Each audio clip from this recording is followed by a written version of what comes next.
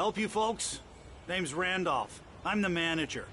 We're looking for Rose. Works as a waitress down at the diner. Rose, sure. Nice girl. Who wants to know? I'm Alan Wake. The writer, huh?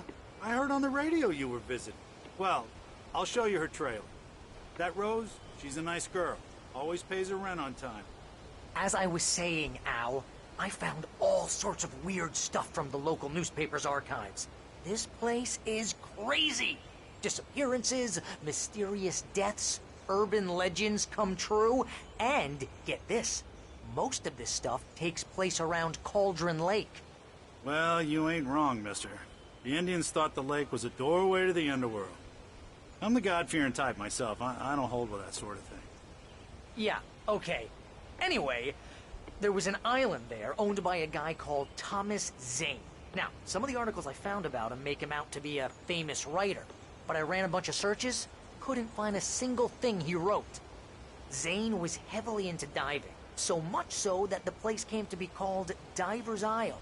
But the volcano under the lake erupted in 1970, and Zane went down with the island.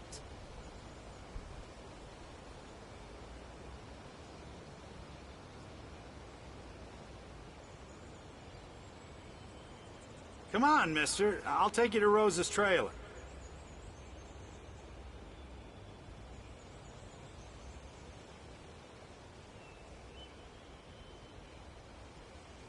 Just follow me. It's not far.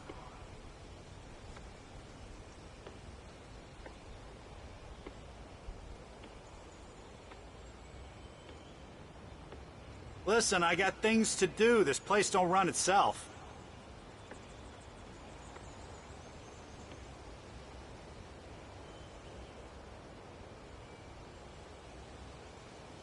Oh, give me a break, mister. Can we just get a move on?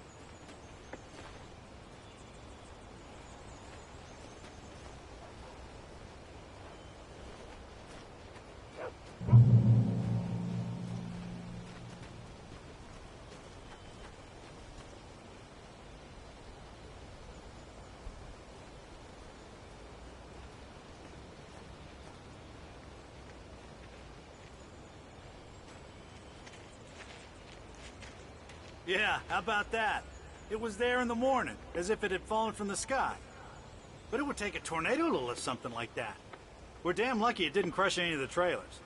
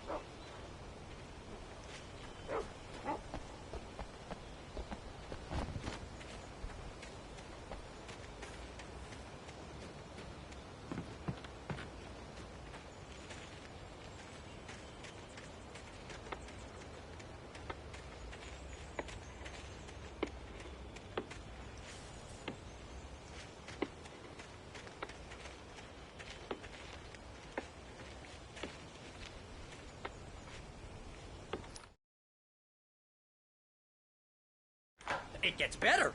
A local girl, Barbara Jagger, drowned in Cauldron Lake just a week earlier. They were lovers. Sure, Jagger's a local spook story. The Scratching Hag. Comes for you in the dark. Childish stuff like that. Anyway, Al, I'm just getting to the best part. All of the articles about this stuff were written by Cynthia Weaver. I asked around, and she's that crazy bag lady you met. What, the lamp lady? She can be a little loopy, but she's not homeless or anything. Yeah, anyway, she knew both Jagger and Zane before they both died, and she had some kind of a breakdown.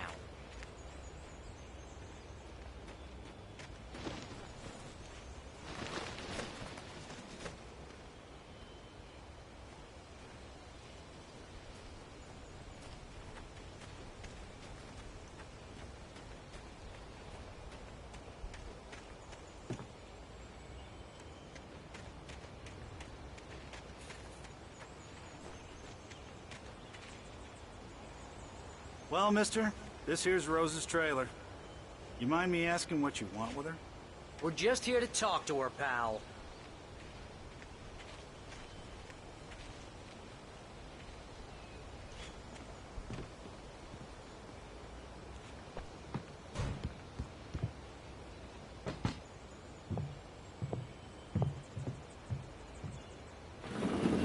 Welcome to... Oh dear, Mr. Wake. I'm so glad you're here. Rose, you have my manuscript? Oh. Oh yes. Yes. Please, come in. Hey, this is really good. Rose, Yes, my manuscript. I really need it. I understand. I know what you need. A muse to inspire you. Oh, for Barry? She doesn't have anything. Yeah, hey, Al? Al, what's... Oh... Barry! What? What?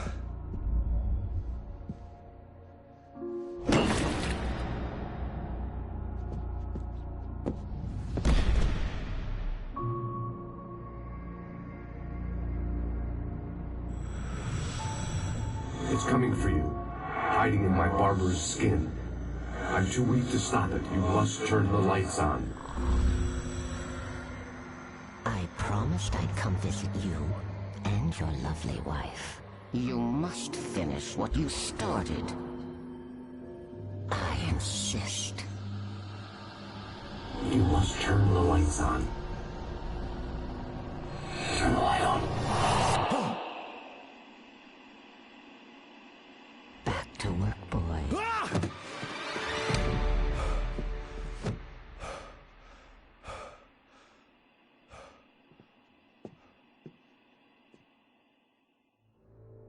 I felt nauseous, hungover. Only anger kept me going. I can't tell reality from dream anymore, but it seems I have an imaginary editor to help me. She's an old woman in a funeral dress. I call her Barbara Jagger. She's very strict. I'm writing faster and faster. My manuscript is being heavily revised. The edits are getting very aggressive, and each day there's less of me and more of her. I hate it, but I know she's right. She promises me I can save Alice this way. She knows more of this than I do. About the complex incantation I'm attempting. About this place. She's worked with another writer under similar circumstances, Thomas Zane. The genre of the story seems to be shifting.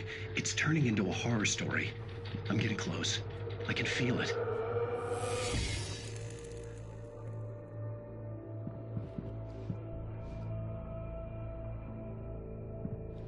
Rose took a day from me. I had less than 12 hours left to meet the kidnapper. All I could do was get Barry into the car, work something out once I got on the road.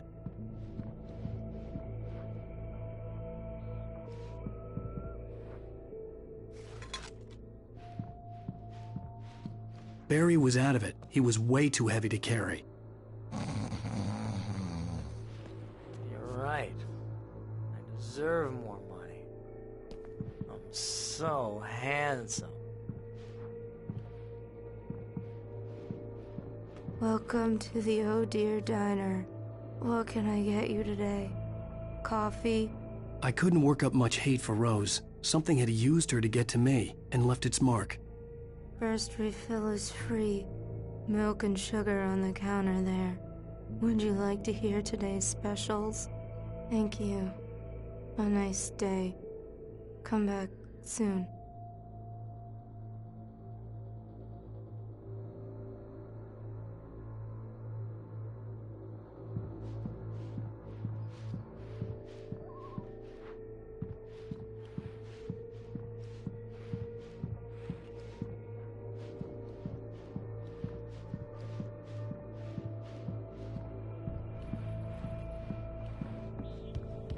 My gun and flashlight were gone. I'd have to find a way to get Barry into the car as quickly as possible. There was no time to waste. Mr. Randolph liked Rose. That little smile she had. How she was still sweet when life had tried so hard to make her bitter. It wasn't any of his business what she did in her trailer. But those strangers, the writer and his smart-ass sidekick, looked like trouble. And they'd been in there for hours, way past her normal bedtime. He reached for the phone and called the sheriff's station.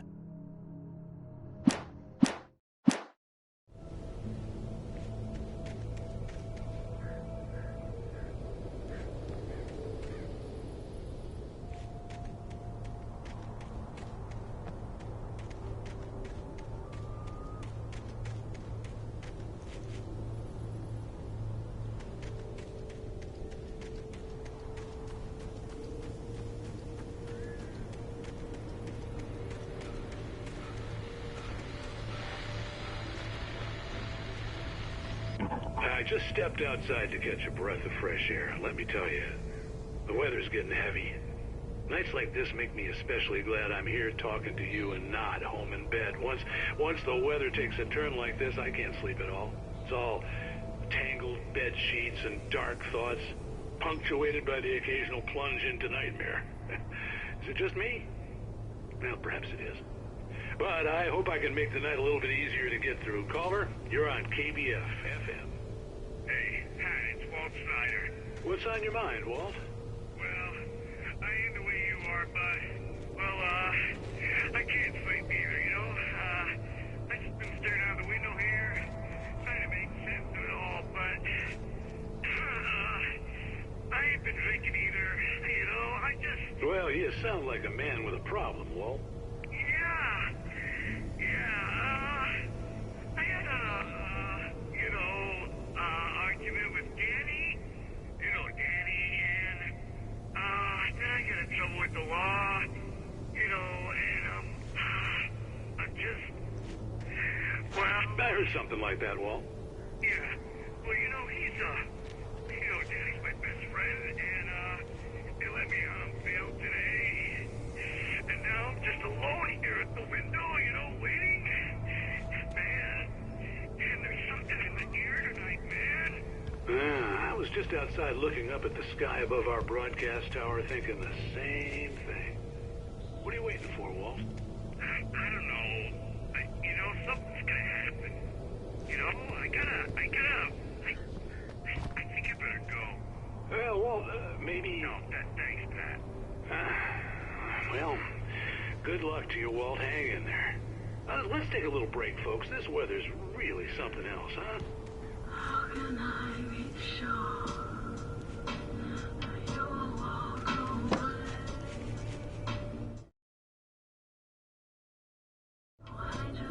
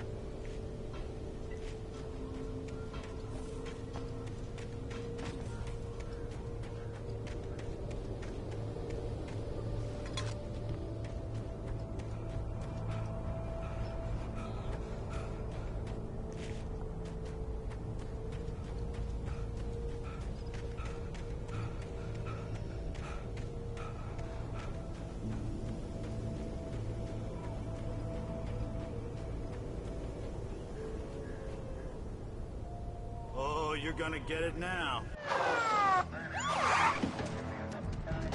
God knows what you've done to that poor girl. This is Agent Nightingale, FBI! Get him up, Hemingway! You're under arrest! You move a muscle, I'll unload right in your goddamn face! Stay right where you are, Spillane!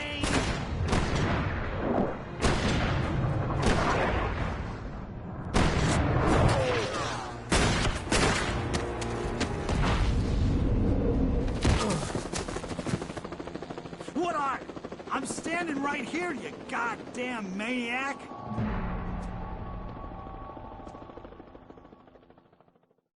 hated to leave Barry behind, but there was no way I'd miss my appointment with the kidnapper. Give it up, Mr. Wake. Come on. Get after him. Don't let him get away. Move it, move it, move it. I'll have you shot if you let him get away.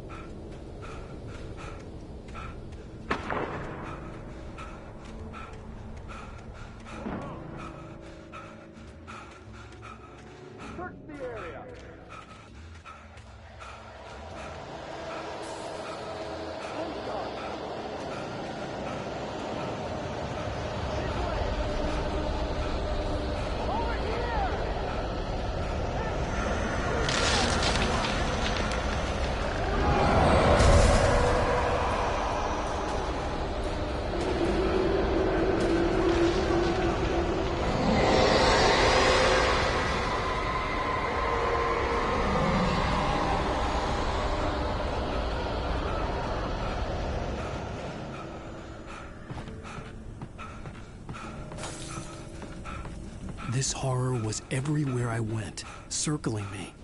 The cops didn't stand a chance. They were after a writer, not a monster.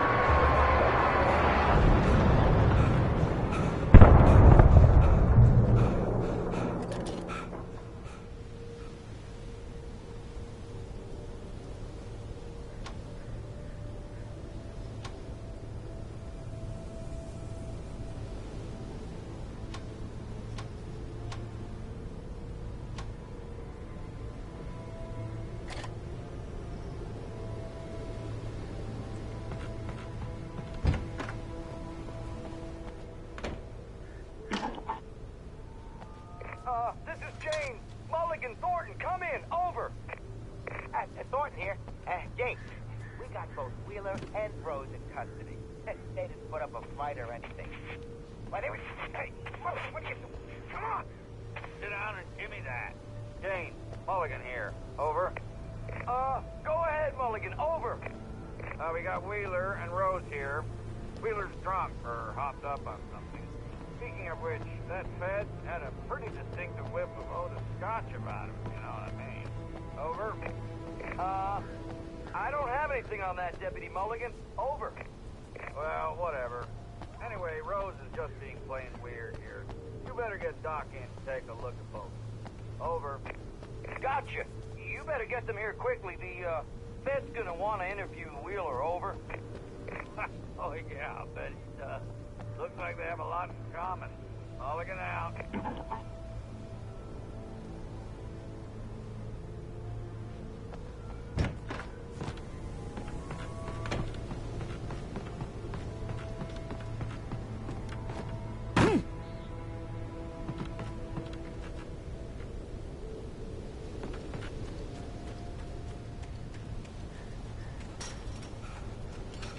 I imagined that the broadcast tower in the distance was part of the local radio station. Maine seemed like a decent guy. Perhaps he could give me directions to the coal mine.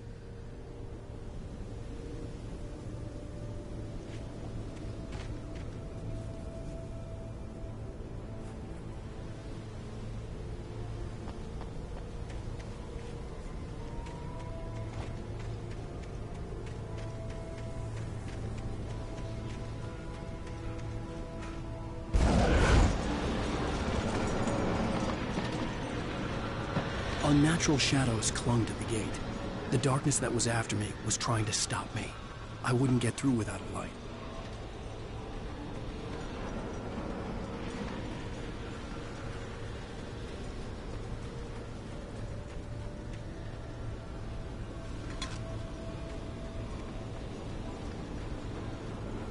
There was no power to the searchlight.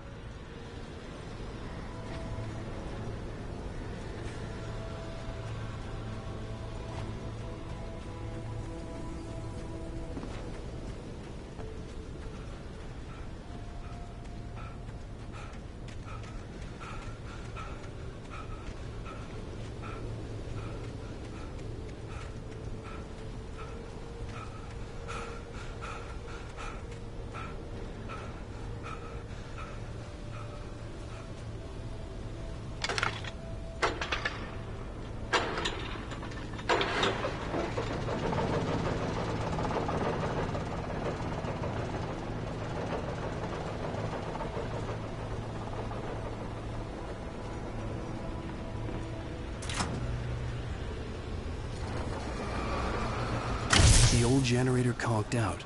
I'd have to see if I could fix it and try again.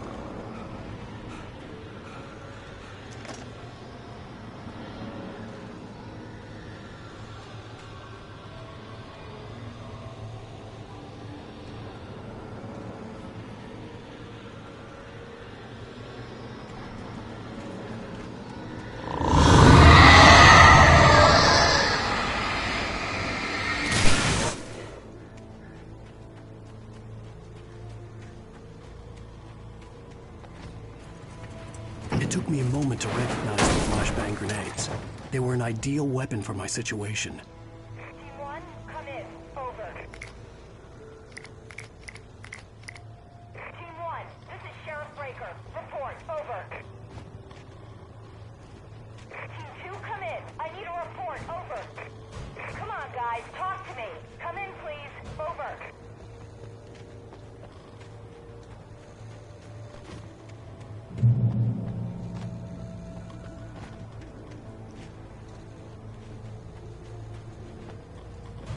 You have the right to remain silent.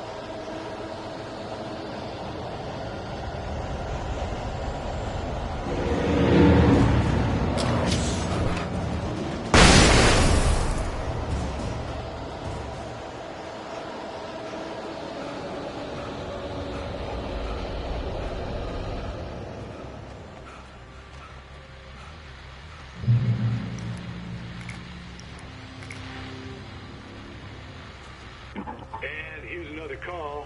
You're on KBFFM with Pat Maine. It's Milt Peabody, Pat.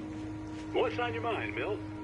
Well, I live near the trailer park, Pat, and there's a big ruckus going on over there. Well, that's just up the road from me, too. What's going on, do you know? I don't know, but there's a bunch of police cars there, lots of sirens, a helicopter buzzing around, and I think I heard some gunshots. Gunshots? Yes, sir, like from a pistol. So can you find out what's going on? Because it's just next door and they're popping off guns there. They're still shooting? No, it was maybe 10, 15 minutes ago. It sounds serious, Pat. I'm telling you, it don't sound like no party. I'm certainly going to give the station a call, Milt. Okay. You'll hear it here as soon as I hear from them. Okay, thanks.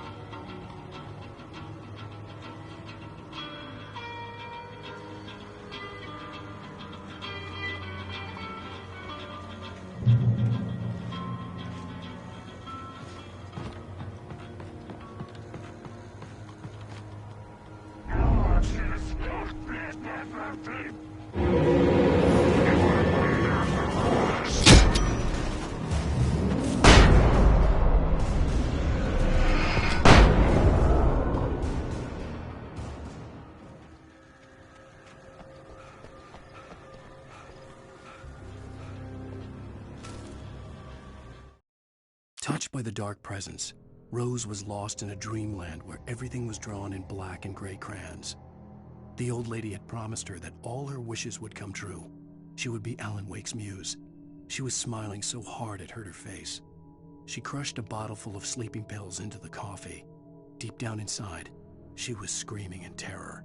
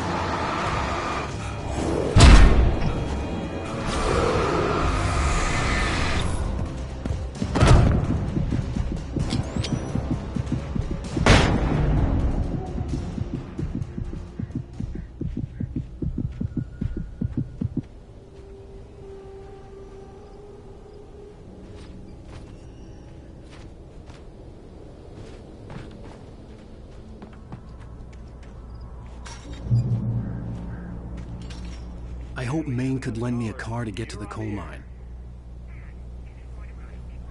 Why, hello, Lorna. What do you have for us? What do you mean?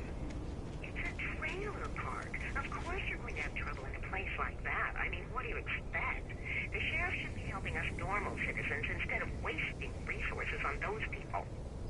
Well... They'll have to try to sort themselves out. I'm sorry, but my granddaddy settled in Bright Falls in 1911.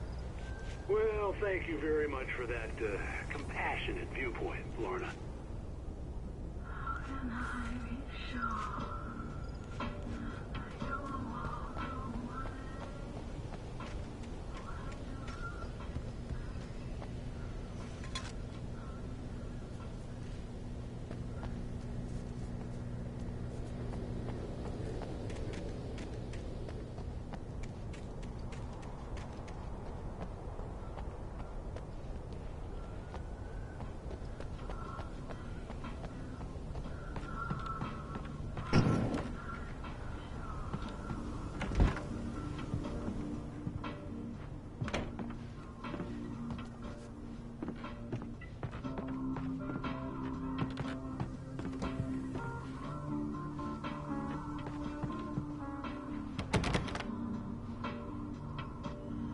Oh, here's a little surprise.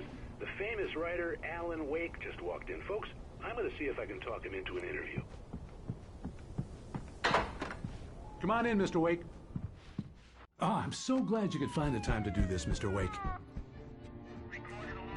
Nowhere to run now, Dan Brown. You back away from me. Don't hurt. Whoa. Everyone calm down. Put the gun down. We're all friends here, right? Cool your jets, Nightingale. We got him. Judas Priest! What the hell's the matter with you? There's a civilian in there.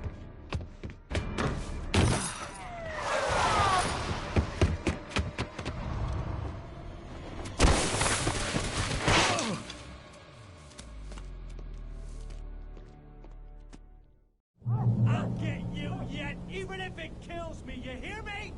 You hear me, H.P. Lovecraft? I had fallen off so many cliffs it was ridiculous. That's what you get for naming a book The Sudden Stop. It was probably good I hadn't had the chance to tell Maine where I was going. I'd have to lose the cops and find my own way to the mine.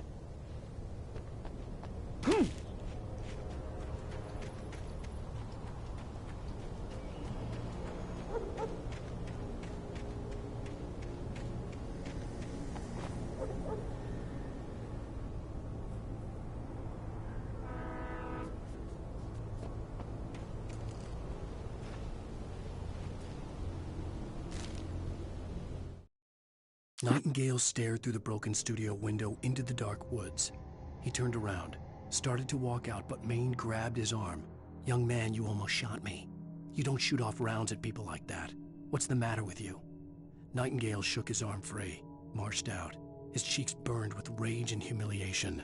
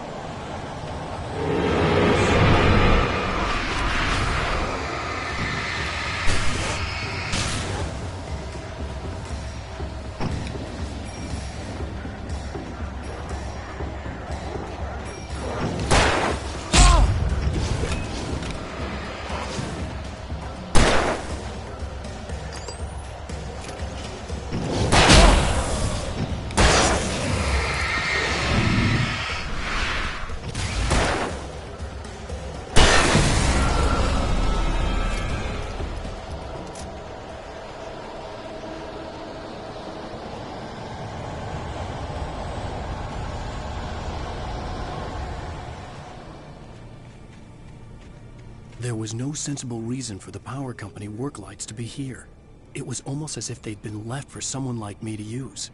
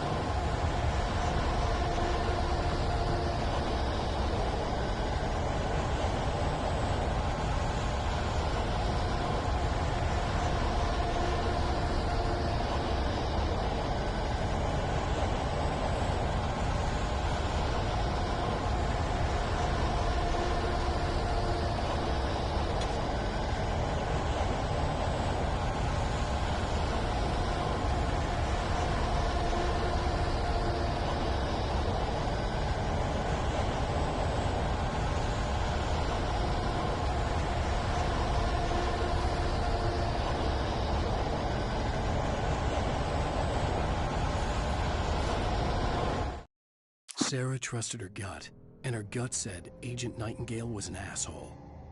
He felt wrong, and it wasn't just the smell of stale booze. It was in the way he flashed his badge, pulled rank, the look in his eyes when he wanted answers. Where was Alan Wake? What was this about an accident? Where was his wife? And most importantly, why did she let Wake go?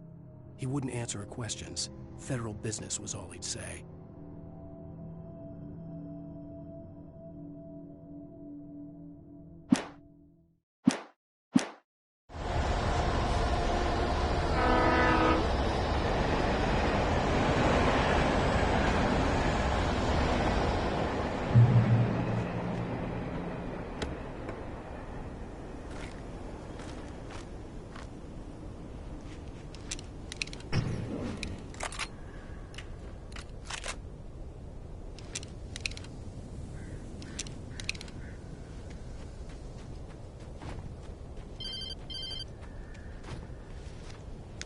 Hello?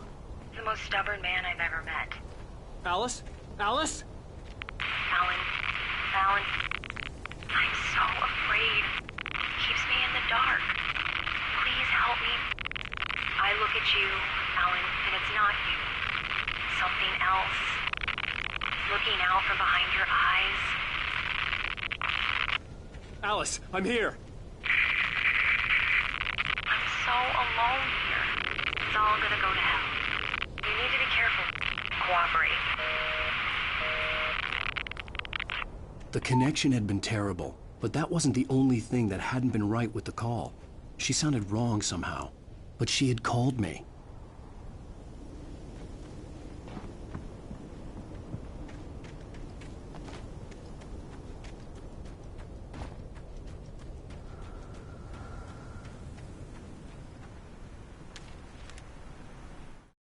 The pipe wrenched itself loose from the bridge's steel framework. Wrapped in darkness, it floated in midair, twitching. For a moment, I didn't understand what I was looking at. The heavy object lurched at me with impossible force. I threw myself out of the way, but just barely. When I turned my flashlight on it, it shook in a dark rage before it flew at me again.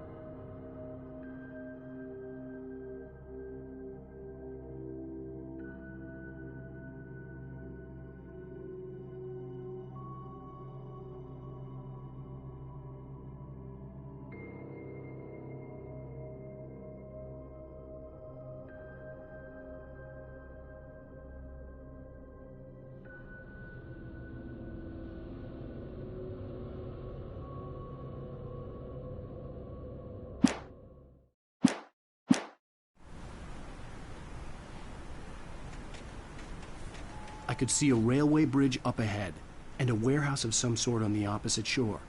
I hoped I could find a car from there.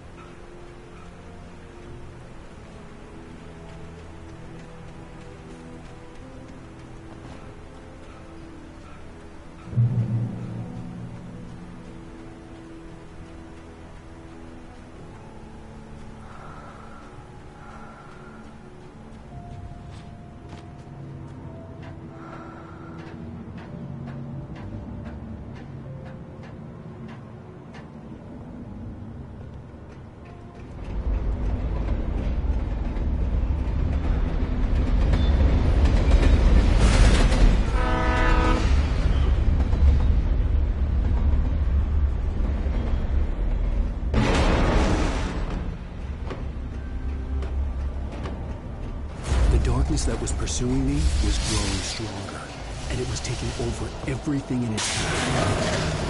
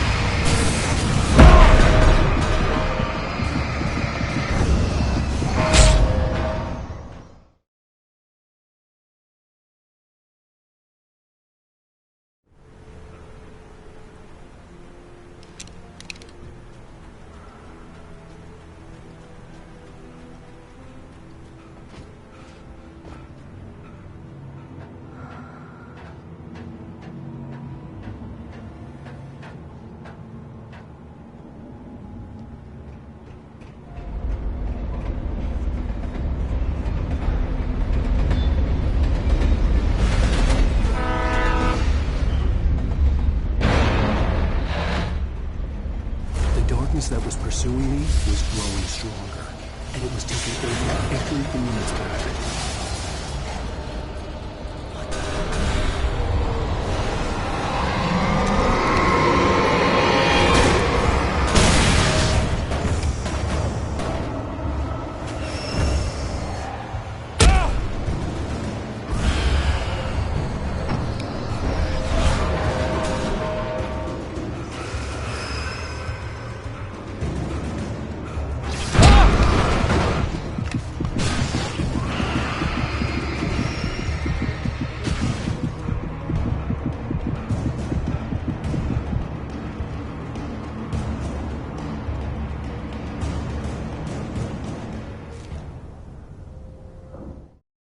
I slammed the door shut right in his smug face. He pleaded for me to open the door. True to form, the asshole actually thought I would obey. I had no sympathy left, no guilt either, not for him. I took a moment to savor the scream.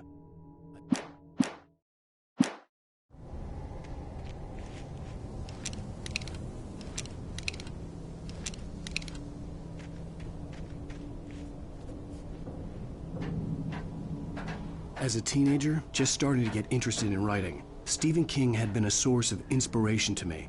I thought about all the inanimate objects that had come to life in his books. No one is safe in a good horror story. Certainly not the protagonist. That's what makes them fun. This was anything but. The darkness could possess anything, and it was getting closer.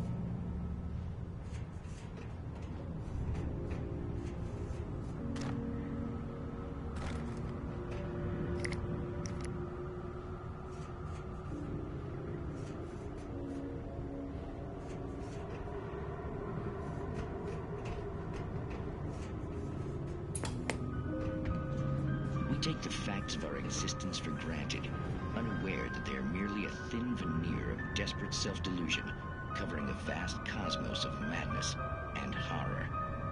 All too often, the stars are right. In Night Springs. Tonight's episode, A Family Occasion. Journalist Alvin Derleth's trip to study the local customs of an insular community in Night Springs has been less than successful. Until tonight. Well, I'm glad you changed your minds about this. Ancient customs, local mythology. My editor loves this kind of stuff. Well, Mr. Derleth, we don't want to feel like we're on exhibition. But you have demonstrated the seriousness of your intent.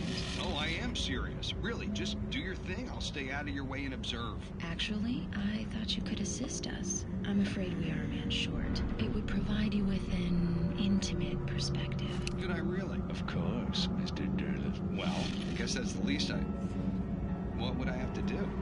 Oh, here. Let me show you with a kiss.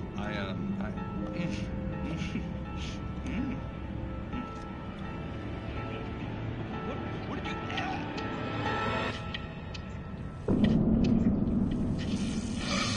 Oh, Mr. Derleth, you have well pleased Nixie Perka, the dweller in flesh. Your body shall host his 1,000 young. Your shall be glory.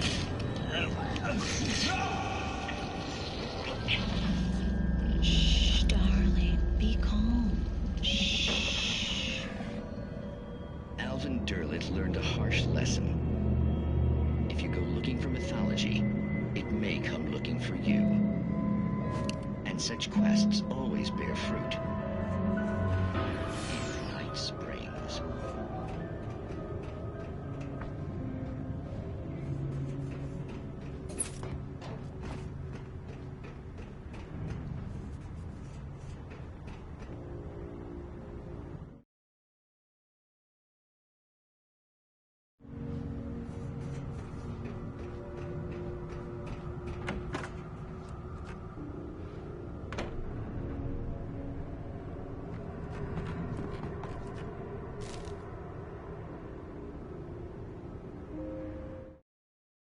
The darkness surged towards me, sucking everything loose from the ground into its depths, tugging at my clothes.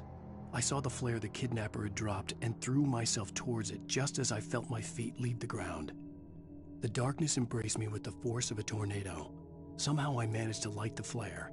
The darkness roared and cast me away. I fell toward the dark waters of the lake far below.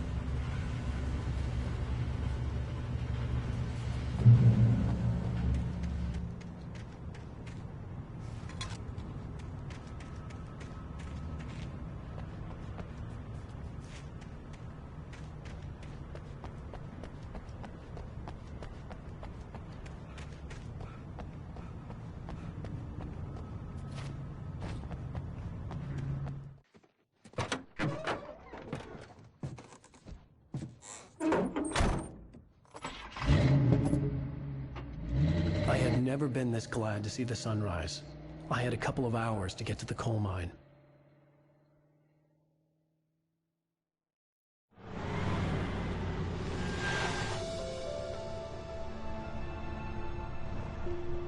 The coal mine wasn't far now.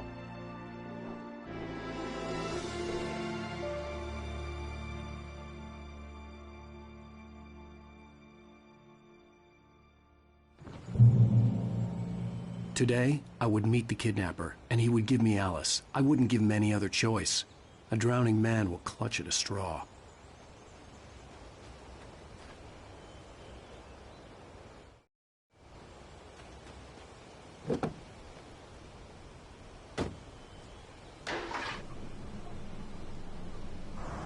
Little by little, without realizing it, I'd come to believe that the story in the manuscript was coming true.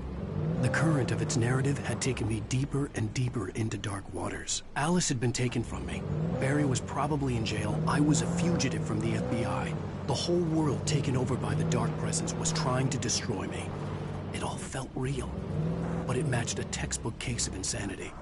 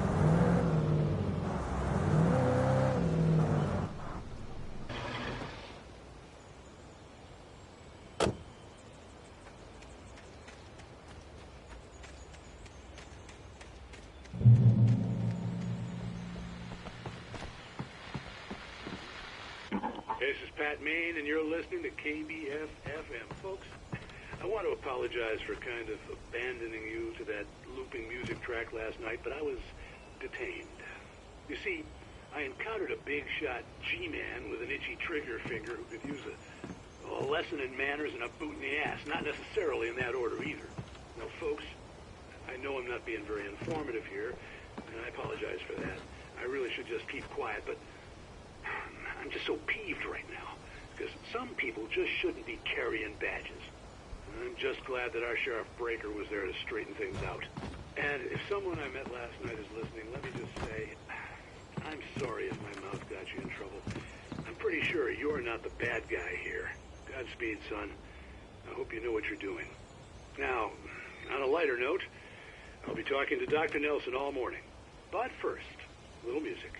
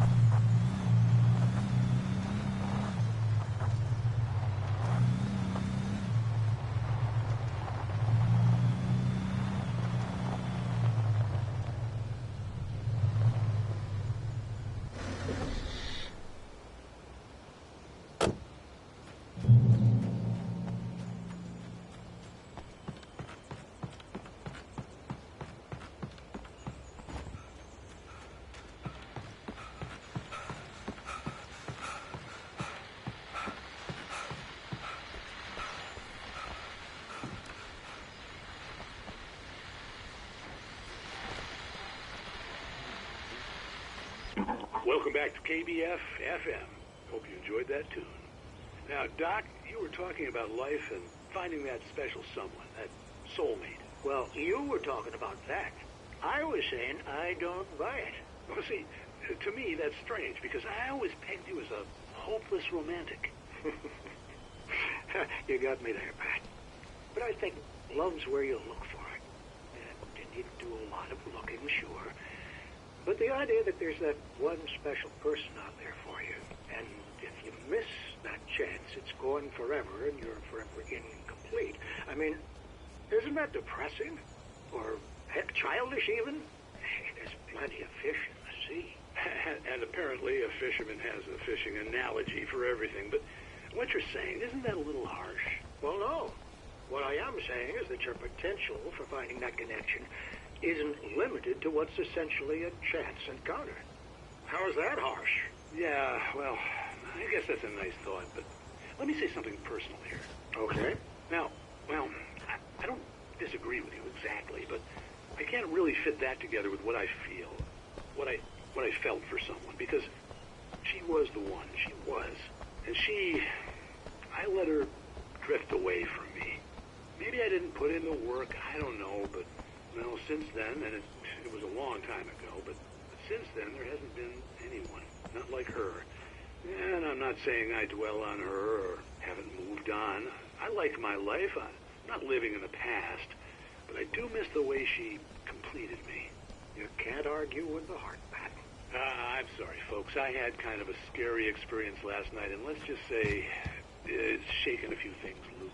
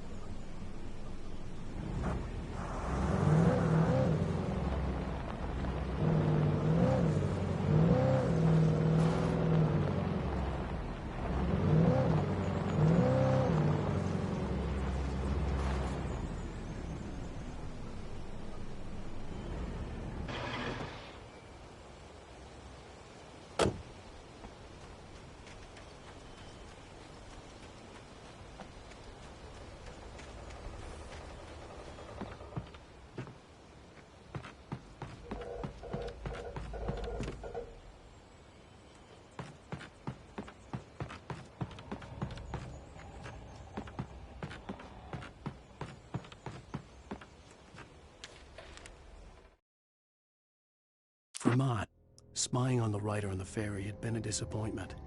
His boss had made Wake out to be something special, but Mott hadn't been impressed. He'd gotten a good long look at the wife, though, and he liked what he saw. Mott had fantasized about goading Wake into a fight, but it hadn't happened. Still, he'd get his chance to see if the writer had anything in him. He'd been promised as much.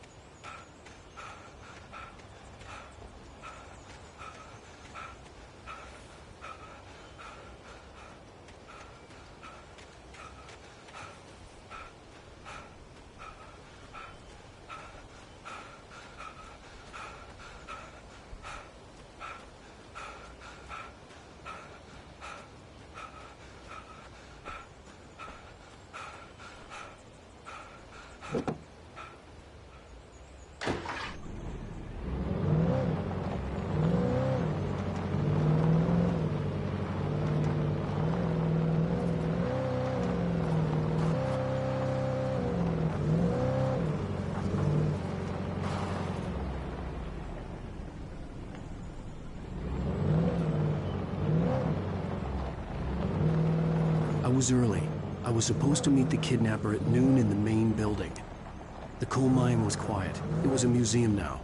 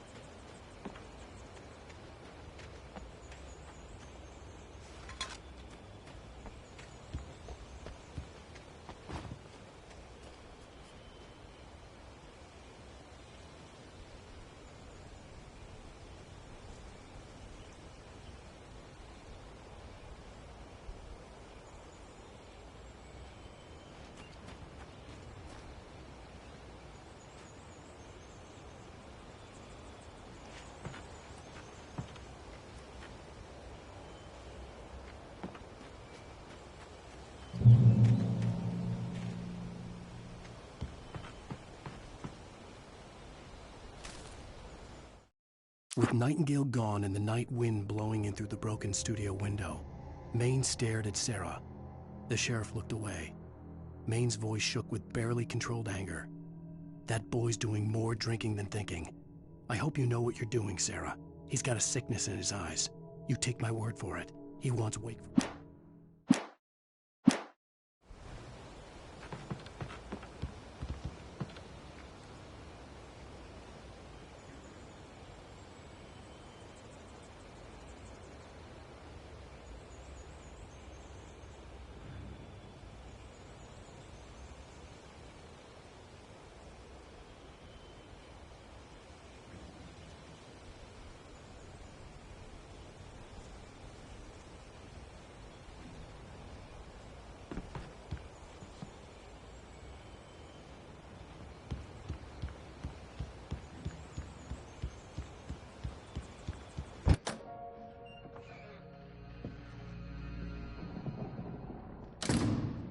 I didn't want to go outside.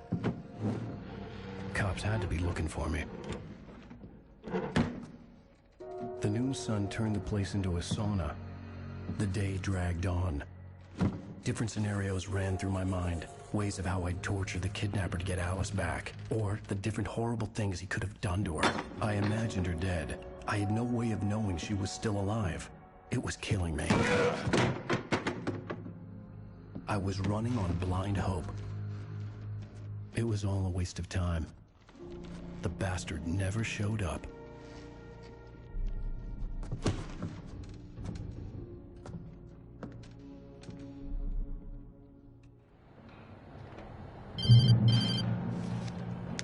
Wake! Where the hell are you? Change of plans. You know where Mirror Peak is? It's a big mountain north of where you are. You follow the path from the mine, you can't miss it. There's a lookout point there. I'll be waiting. I'm through being jerked around by You you. want to see your wife alive? Because if you do, you better watch what you say to me. Do we understand each other? I want to talk to Alice. Yeah, and I want the manuscript. Don't keep me waiting, Wake. Hello? Hello! Ah! I'm gonna kill him! I had to get to Mirror Peak.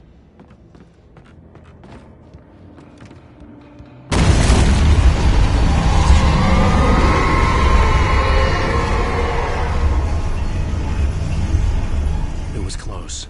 Maybe closer than ever before.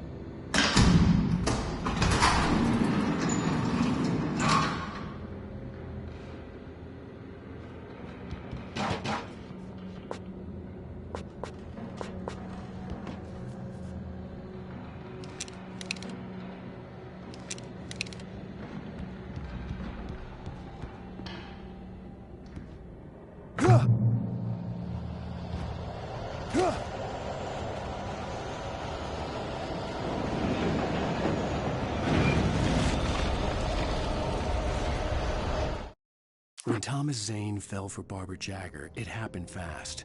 She was young, vibrant, and beautiful, full of life. He had never been a very happy man, and without any seeming effort, she had changed all that. Zane felt good for the first time in his life. Everything she did was another piece of a jigsaw puzzle he hadn't even known he'd been missing.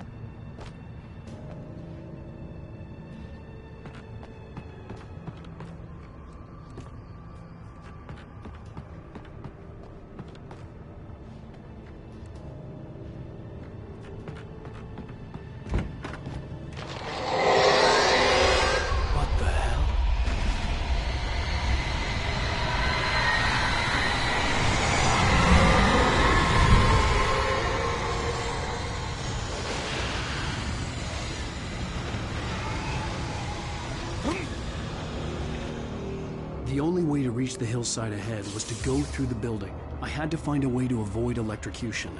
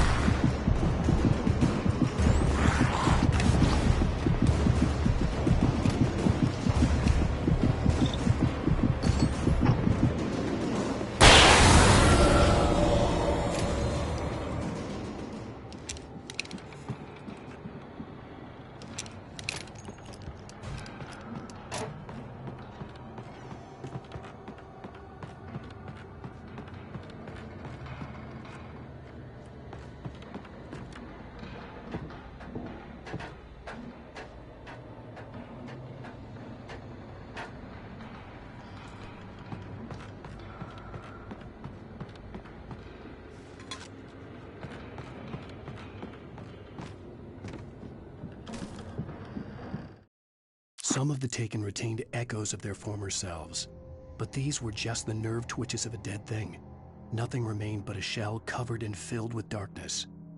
In most cases, these puppets were enough for the purposes of the Dark Presence. But for anything more elaborate, as with the writer, it was different.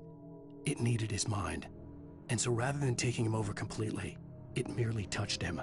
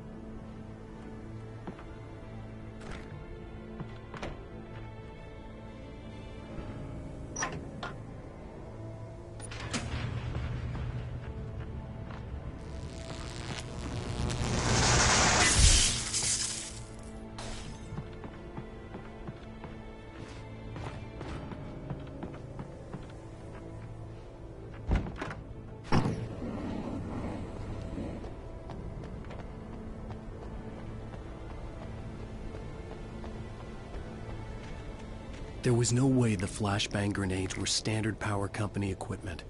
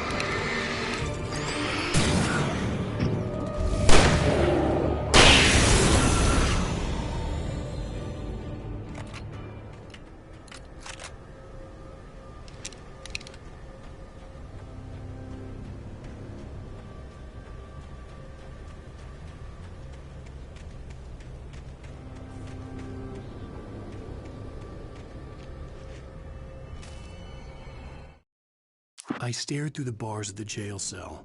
Barry stood behind me, swaying on his feet, looking as ill as I felt. Agent Nightingale stood on the other side of the bars with Sheriff Breaker. Nightingale had a stack of manuscript pages in his hand. He seemed unhinged as he gloated. Well, I've got you now, Raymond Chandler. It's all here. All the evidence, including conspiracy to murder a federal agent.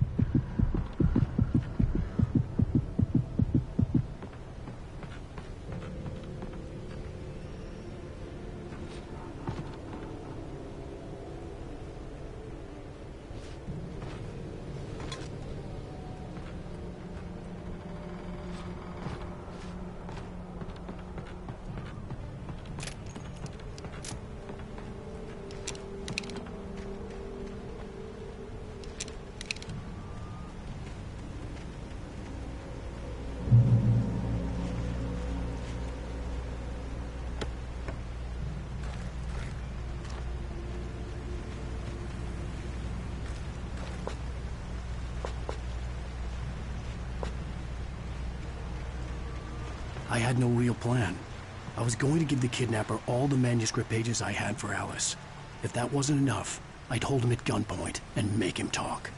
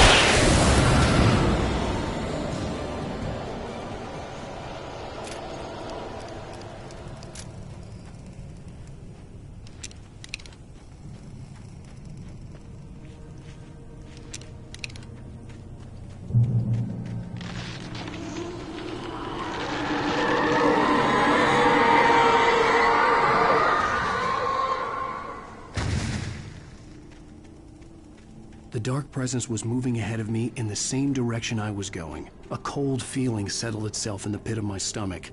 Was it going for Alice?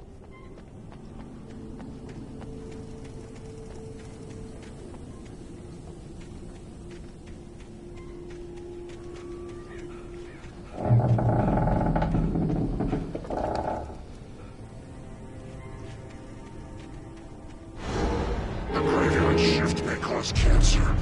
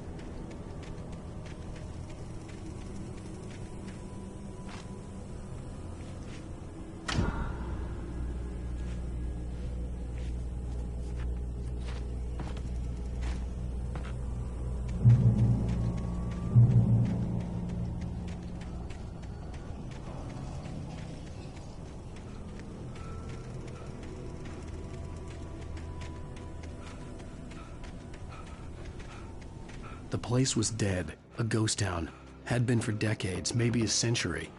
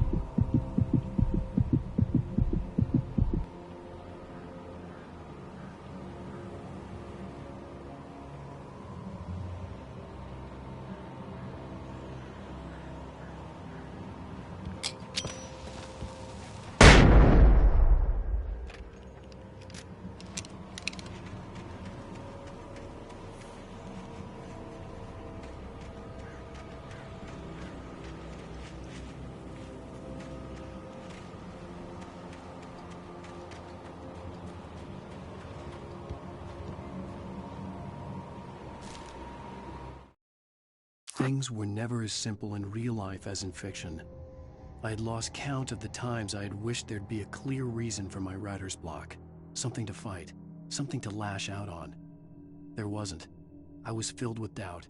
I was nothing like the hero in my books. Alex Casey had gone through his life with single-minded determination, never wavering from his goal.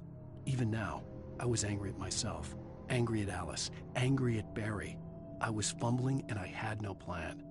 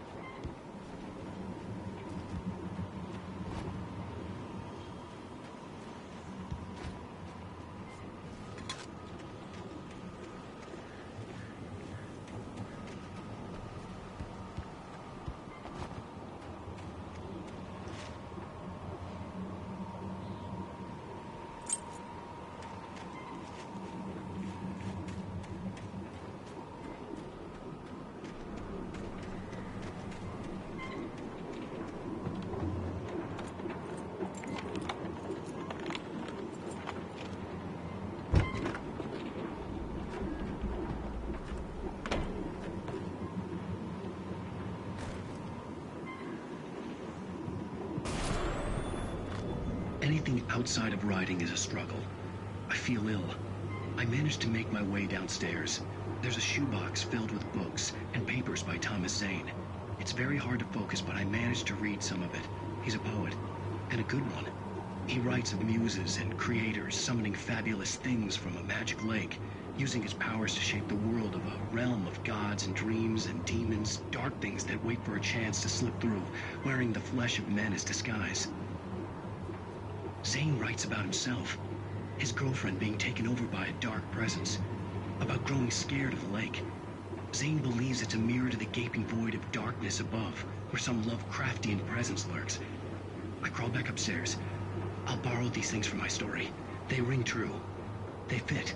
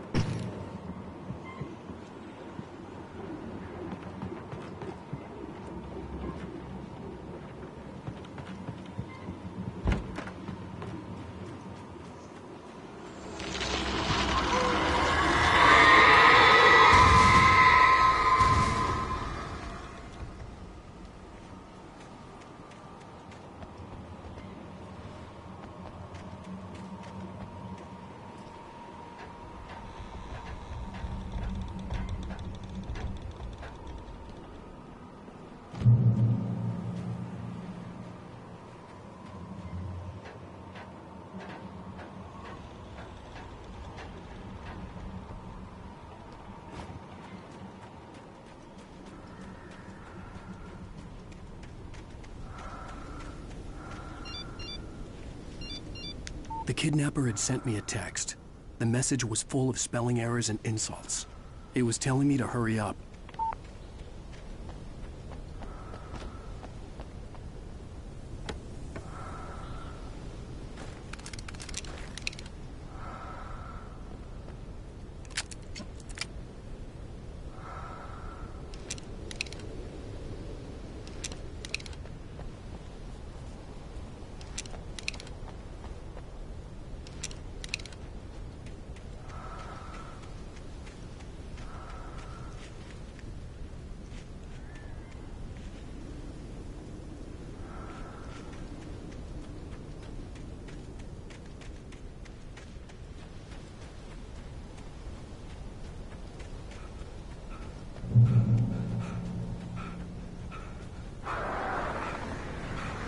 Birds.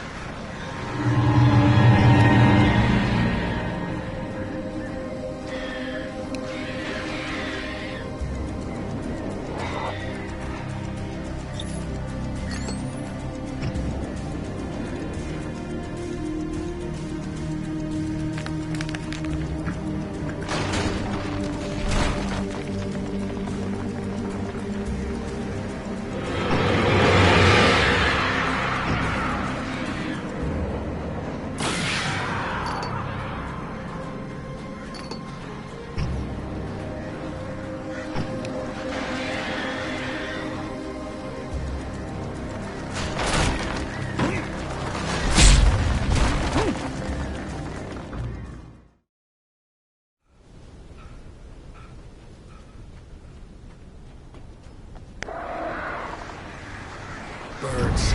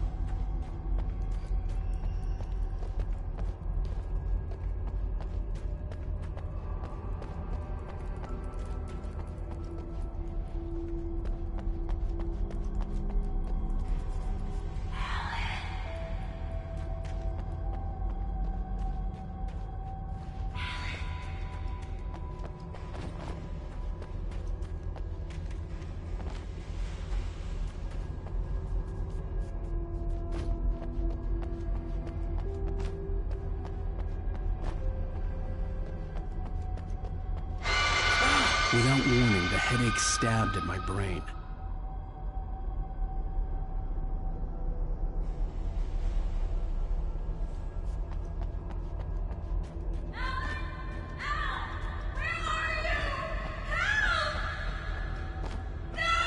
Alice?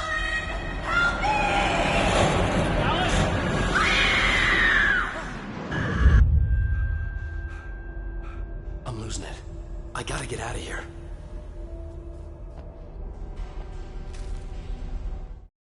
The hunters were big, thick-set men, confident and at home in the woods. They were feeling good, running on beer, ghost stories, and camaraderie late into the night. It did them no good, as they were taken by the dark presence, sucked deep into a darkness far worse than any ghost story they ever told or heard.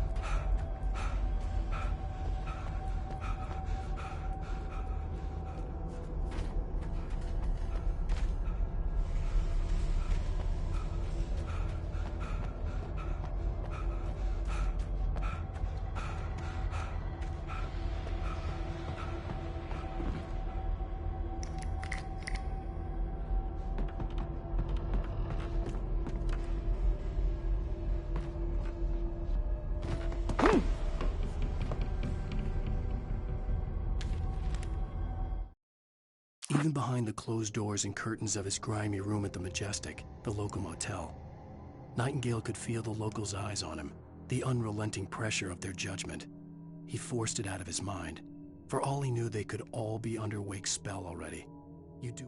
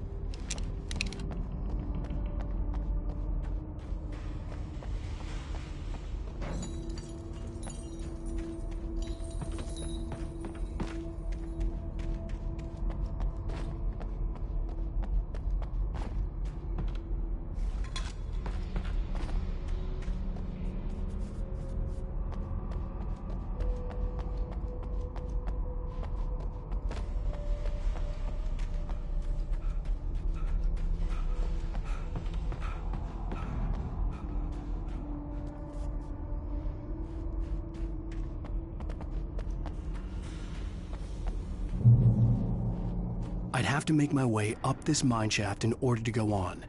Maybe the machinery could help me with that.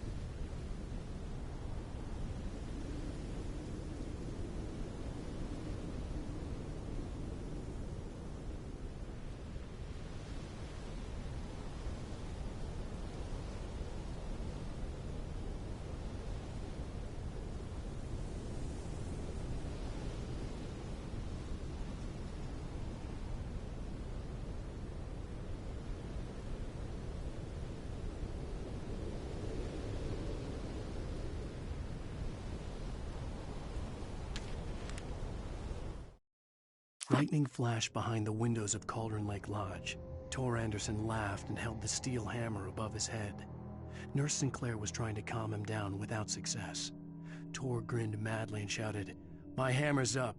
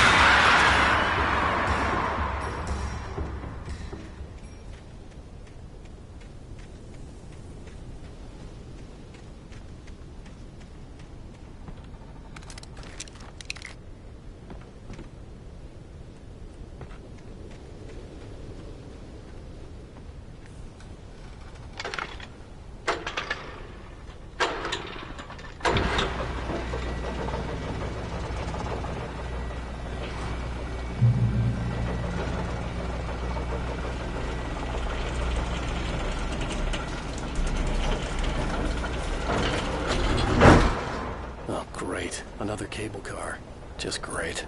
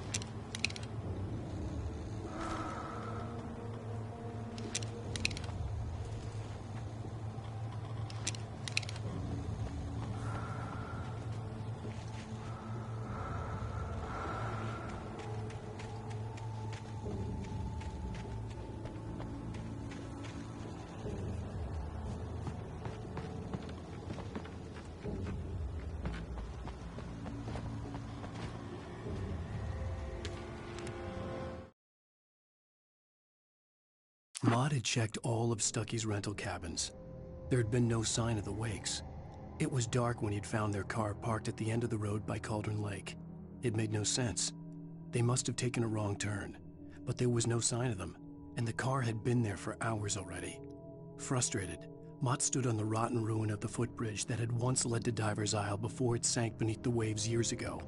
The boss wouldn't be happy.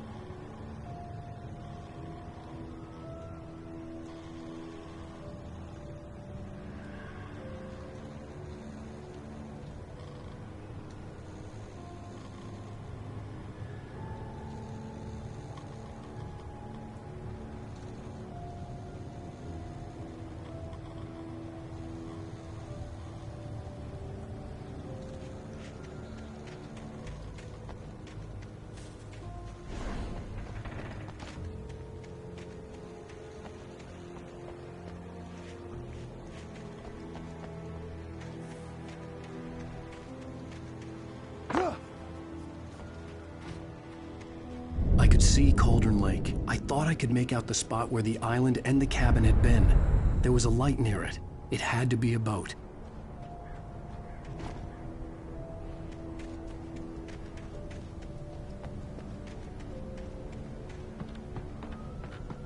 I was close now. I had to get there fast.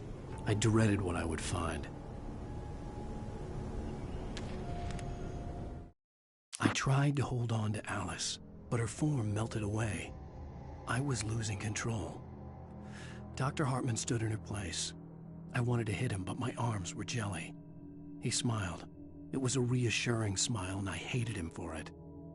I had to give you a sedative. Don't fight it. You went through another rough period. Right now, it's very important that you stay calm. We don't want you to have another episode. You're a patient at my clinic. Have been for a while now.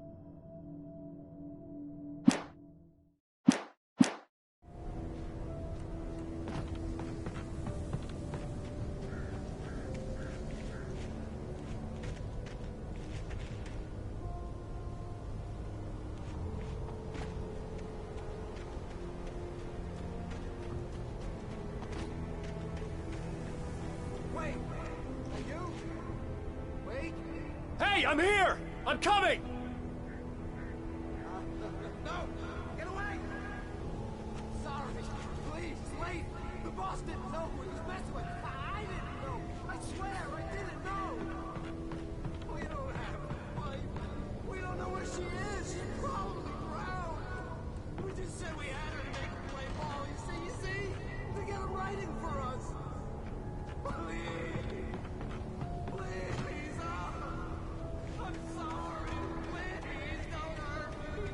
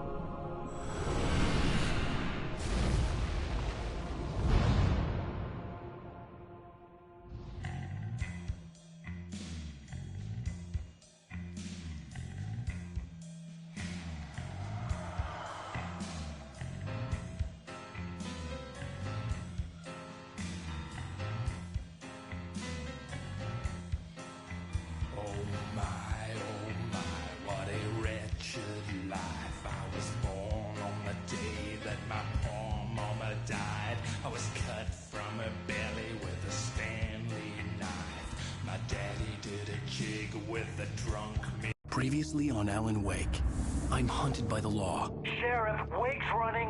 I'm giving chase. Are you seriously telling me that writer just took out my deputies? A thriller I supposedly wrote is coming true. The genre of the story seems to be shifting. It's turning into a horror story. I was told that Alice had been kidnapped, but that was a lie. We don't have his wife. We don't know where she is. Her purported kidnapper was eaten up by the dark presence before it attacked me.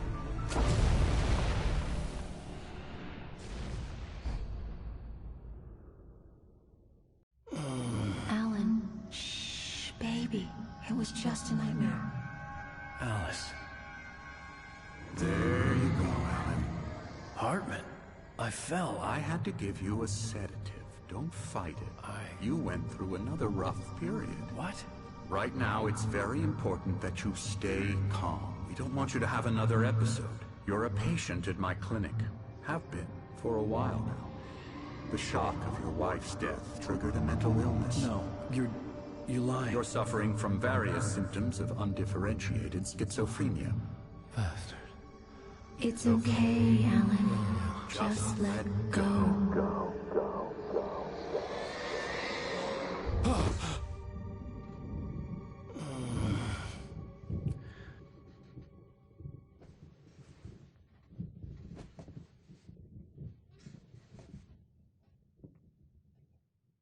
I felt groggy. Whatever Hartman had bumped in me was making me numb. I felt like this was happening to someone else. Someone I was watching on television. I couldn't think. Couldn't focus.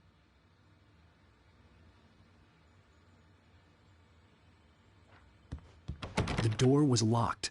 I was a prisoner here.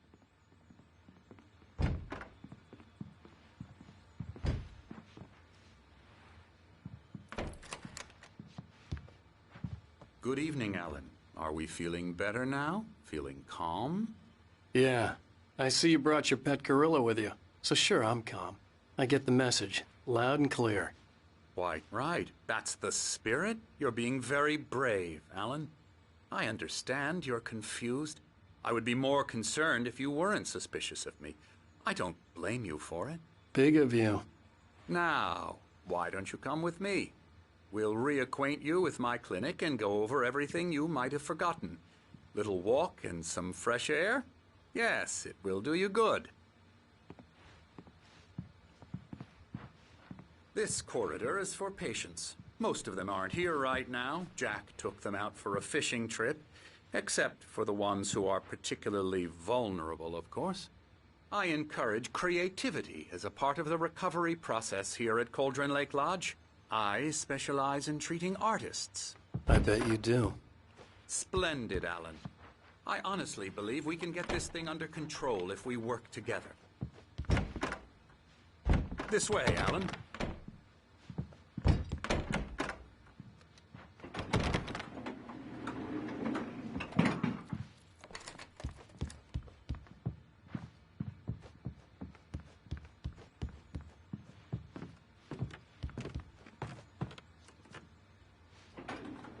Now, Alan, from past experience with you, I know I need to get right into the heart of the matter as quickly as I can after an episode. So I'm just going to say this. Alice is dead. No. You're in a very vulnerable state until you understand and accept this. Alice drowned, and you couldn't face that. You're suffering from hallucinations, paranoid delusions, unusual thinking, an obsession about light and darkness, a feeling that everything revolves around you, your thoughts and dreams. Your mind has constructed an elaborate fantasy scenario in which your writings are affecting reality. She has been kidnapped and supernatural forces of darkness are trying to stop you.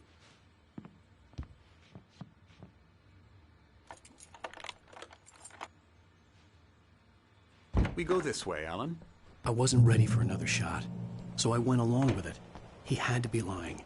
But under the influence of the drug he had given me, I had to fight not to believe his words. It's all in your head. You've been making it up. Apart from the tragic accident with your wife, no one has been killed. Your delusions are just a manifestation of your subconscious mind trying to protect you from the too painful truth. Unless we fight the fantasy, it will return. I know the instinct is to resist me, but think about it. Doesn't this make far more sense than the insane supernatural conspiracy you have concocted in your mind? You're a skeptic by nature, Alan. We both know this. Everything can be explained logically.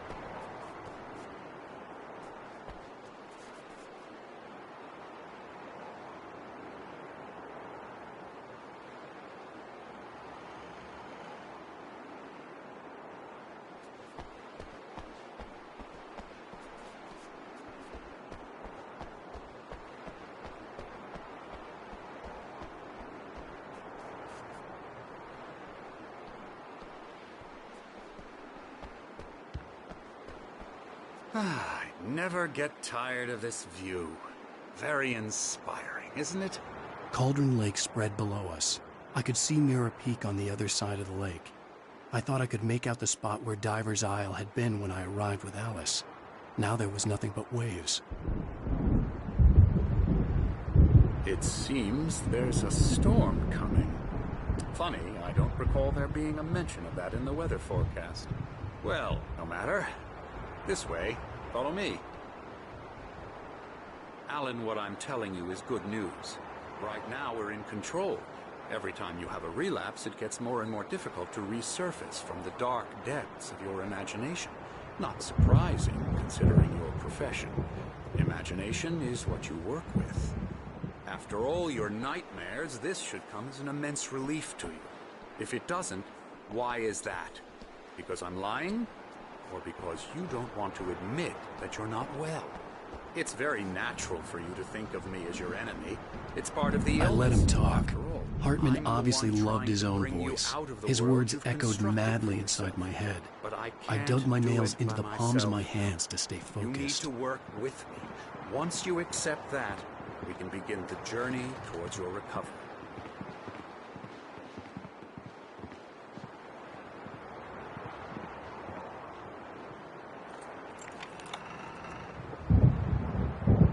Come along. Let's go inside.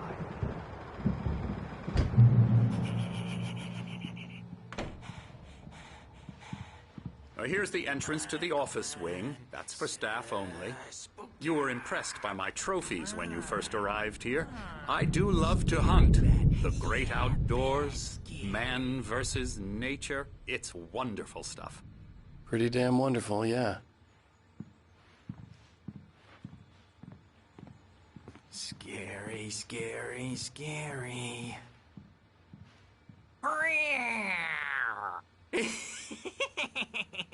Emerson.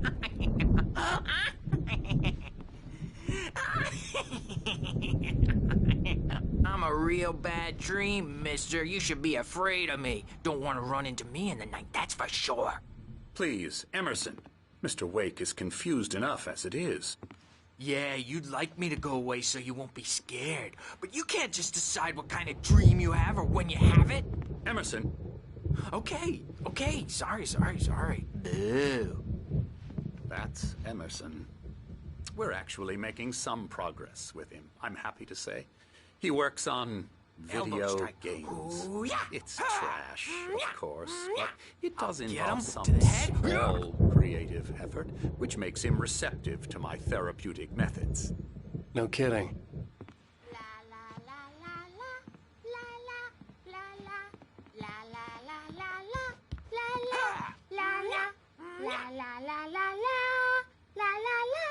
Now, you might have noticed the typewriter in your room.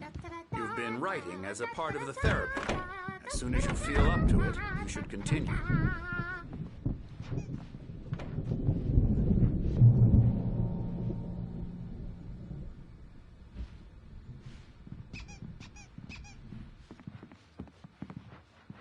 My rheumatism's killing me. There's a storm coming. Oh, what a storm. I hope it wipes this place off the face of the earth.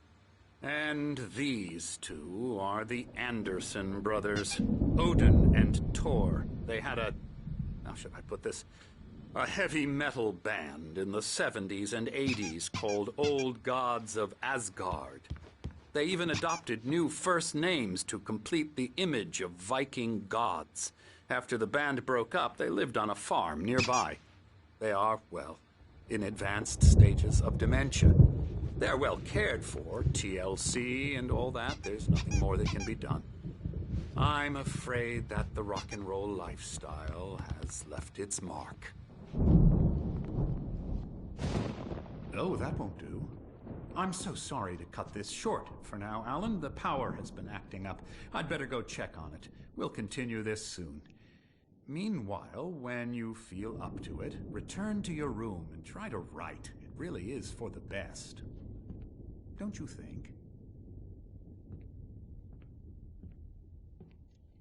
I'd like to bash his head in with a hammer. Oh, he'd love to fish out our secrets, but he has no clue. He's not crazy enough. Not crazy like us, Sonny. Yeah! Being crazy's a requirement, Sonny. Who else could understand the world when it's like this? It takes crazy to know crazy. That's the sanest thing I've heard in a while. Zane! You're all right, Tom. Hey, we like him, don't we, bro? He's got to go to the farm. The Anderson farm. Valhalla! We wrote it all down, lest we'd forget. A crash course. All you need to know to get your head right. You need to find the message. Here, Sonny, here's something for you. Gave me a rash, but I kept it safe from these bastards. My head... Zane could feel the poems, taking form, shaping things. As he experimented, he imagined he could almost feel the power surging through the keys of the typewriter. It exhilarated him. Clearing up. Or according to Hartman, I was sinking back into the fantasy. I was convinced he was lying to me. About everything. Crazy or not, the Andersons made more sense. Tom, got any booze on you? Yeah, no. Sorry, we have guys. a stash of the special stuff at the farm. Our own formula. Local ingredients. Medicine clears your head right up. Makes you remember like moonbeams on the brain.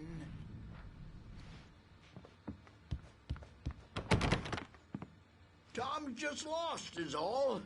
Baba Yaga got to him too, the damn witch. She used us all. Taken from all of us. Took my thunder, the witch.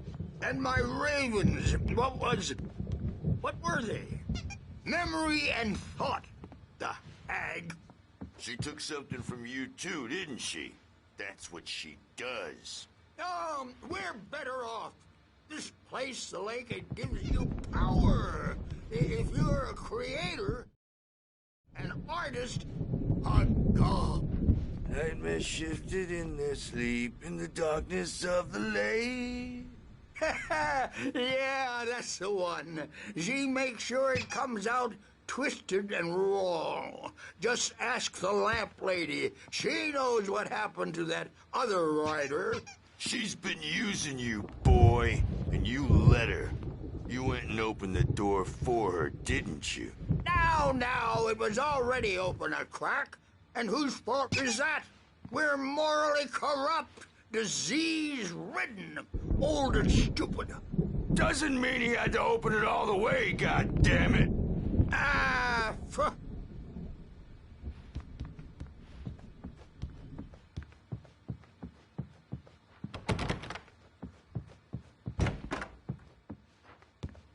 a bad dream, and you can't wake up. You can't hurt a nightmare because all dreams are only imagination. They're only in your head, and they're not there when you wake up. So you can't wake up because I'm in charge now, and I don't want to disappear. My nightmare is the publisher people who want to make a contribution so they can say they made a contribution. And then we end up with mullets in there because they think mullets are funny. But it wasn't supposed to be about mullets, and now it's about mullets. And when it's in slow motion, they call it mullet time because the numbers came back from marketing that mullet time is the hook we needed to go big in the target demographic. Hey, Wake, why don't you humor Dr. Hartman and give the writing a shot, huh? The typewriter's in your room. You can get to your room by those stairs, Wake. The doors were locked. Hartman and the nurses would have keys, but there was no way to get my hands on them. Listen to them because they're not scared of me, and everyone should just shut up. Shut up.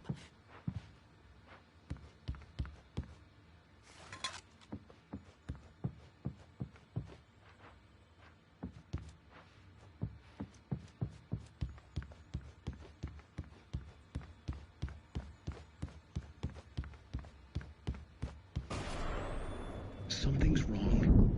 I'm not myself. It's hard to think that there's a shadow inside my head. I can only focus on writing. Everything else is a blur. I'm trapped in this cabin. Have been for days, but it's always dark outside. My editor is real. I saw her again. She's not human.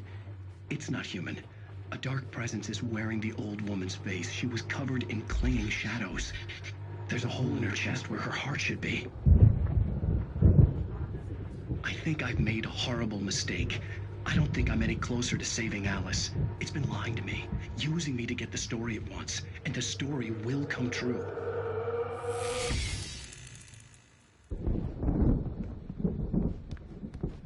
Hartman wanted me to write. I knew I couldn't, but I figured I should just play along for now. It was the only thing I could do with Nurse Birch watching me like a hawk.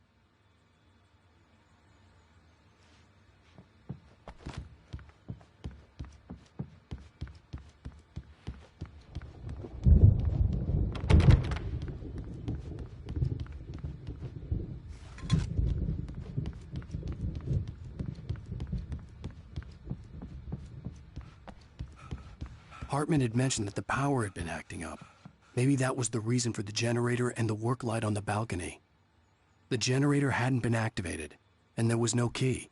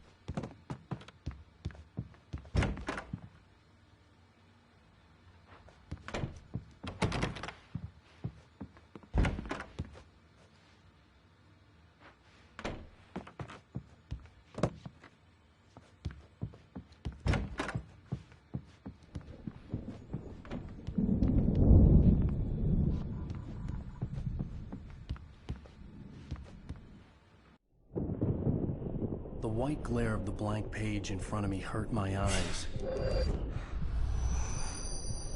My hands began to shake uncontrollably.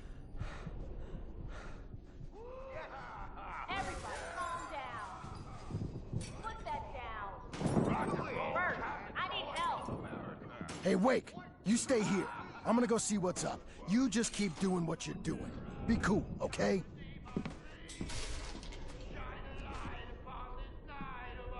I didn't know what the chaos was all about, but it could be my only chance of getting out of here. Where the hell did he get a damn hammer? I don't know. Here's a friendly poke from Mjolnir, wench. Oh, afraid of the crazy brothers, are ya? Not so weak now, are we? Well, things are unraveling fast, aren't they? Nah.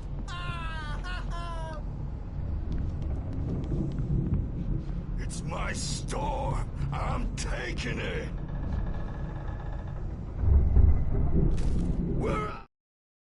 Hartman kept talking, giving Barry the grand tour, clearly proud of the place. He went on and on about his hunting trophies, and Barry was impressed. But he was here on business. He raised his voice, cut through the monologue. Hey, Hartman, where's Al? Hartman stopped in mid-sentence, annoyed at the interruption. He nodded at the hulking orderly standing nearby. The man smiled and clapped a practiced hand on Barry's shoulder. Come back door, baby!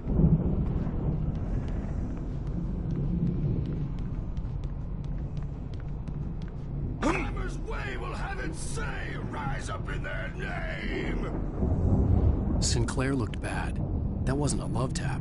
The crazy old fart hit her hard. And if she was one of Hartman's goons, she had it coming. I could get the key to the office wing from Sinclair. I had to get to Hartman's office. He had taken all my manuscript pages. That's where he'd be keeping them. It's time to pay the piper!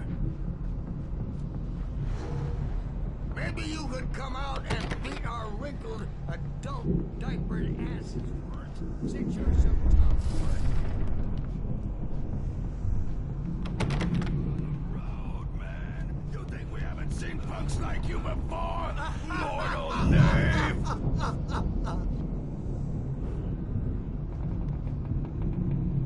you better hide, Birch. My wrath will break you. He's probably kidding, Birch. He's got a great sense of humor. Just ask Sinclair.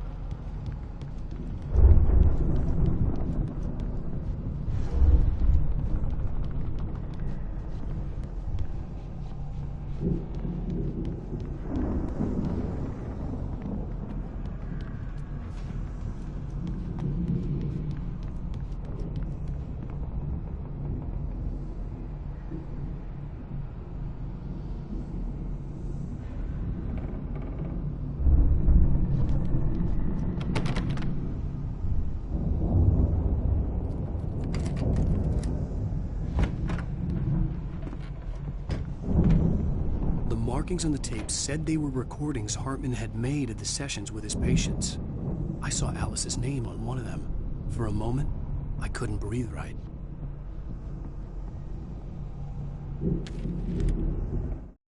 Hartman wasn't happy.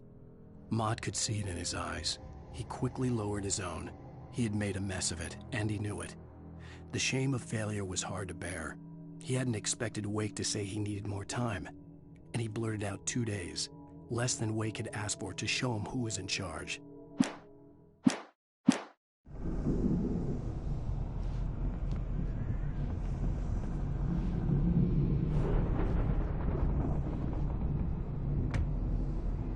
Now, Mrs. Wake, can you tell me about Alan's problems? He's more and more out of control all the time. The parties, he's so angry all the time. He's getting violent. Do you mean with you? No, not with me. No, never. Sometimes I almost wish Alan would take a swing at me, because at least that'd lead to a conversation he couldn't just march out of. But no. Alan doesn't really sleep. And the work, well, he's not writing at all. He sits there for hours and just gets more and more frustrated. And I can't talk to him. Yes. Tell me, Mrs. Wake. What would you say to him if he'd listen? I don't know. I want to say, I look at you, and it's not you. Just some stranger who resembles you. Looking out from behind your eyes. And I don't like that guy much.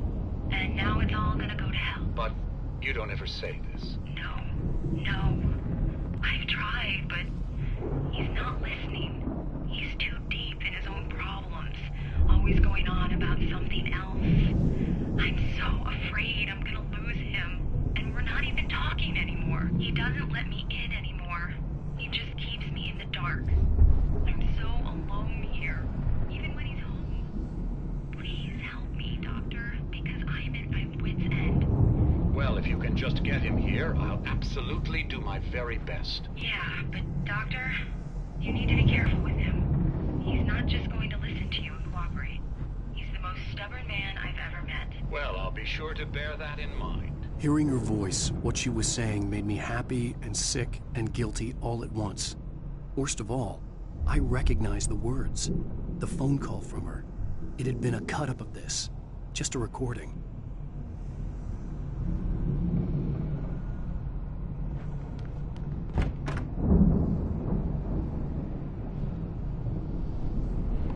The photo on the wall caught my attention. In it, the clinic staff was standing outside the lodge. I knew the man next to Hartman. He was the kidnapper. Hartman had been playing me all along.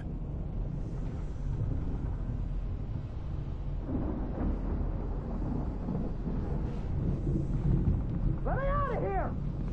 Hartman, do you hear me? I'm I'm gonna sue your crazy quack ass to shreds! Seriously! Do you have any idea how much trouble you're in? I am famous.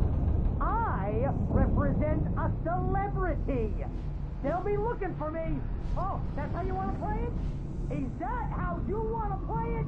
Really? Okay, that's how we'll play it. It'll be hardball. All the way, jerk. Seriously, man, I'm willing to forget the whole thing if you let me out now. Just let me out! Hey, you think I can't hear you out there? I hear you just fine. What, is this how you get your kick, Hartman? I knew Barry? you. Ow! About time! Barry, man, I'm glad to see you. We need to get to Hartman's office. It's right next door. You okay? Yeah. I mean, no! The cops found me at Rose's trailer, but they didn't hassle me too much. I'm obviously a victim in this, and I demanded to be treated as such. Or else I'd sue their asses. Speaking of asses, that Fed gave me a real hard time, but I had no clue where you were. That guy's crazy, Al. But he let me go, and then I get a call from Hartman, that son of a bitch, who tells me you're here, and I should come pick you up, but when I got here, 2 goons clobbered me and stuck me in there. What's with the cutout? I stole it from the diner to piss off Rose after what she did to us. That'll teach her. Yeah, that's a harsh punishment. Come on, pal, we gotta get going.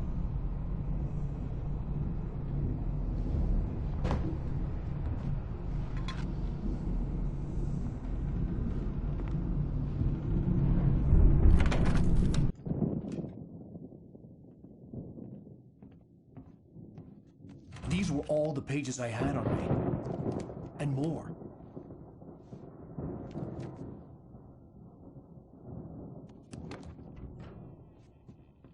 Alan, please. You're sliding back into the... Tell me one more lie and I'll shoot you in the face. Ah, well, it was worth a shot.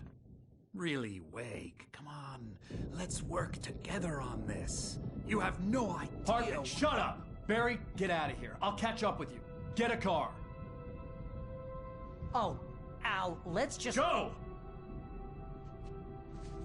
Wake, listen to me. This is a mistake. Don't you see? Together we can create something absolutely wonderful. With your ability and mine.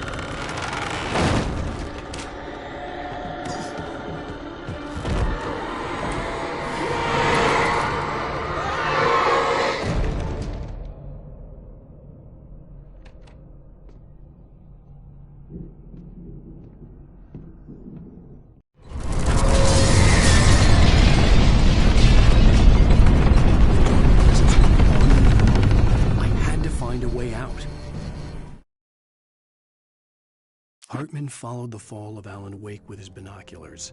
When the rider hit the water, he ordered Jack to take the boat to him. The spot was easy to see in the dark, even with all the extra lights in the boat. The flare floated and kept burning even in the water. Jack turned the radio louder as the engine sputtered. The music was rough and clanking, something the Anderson brothers would no doubt have enjoyed. But Hartman chose to ignore it. Wake was finally within his reach.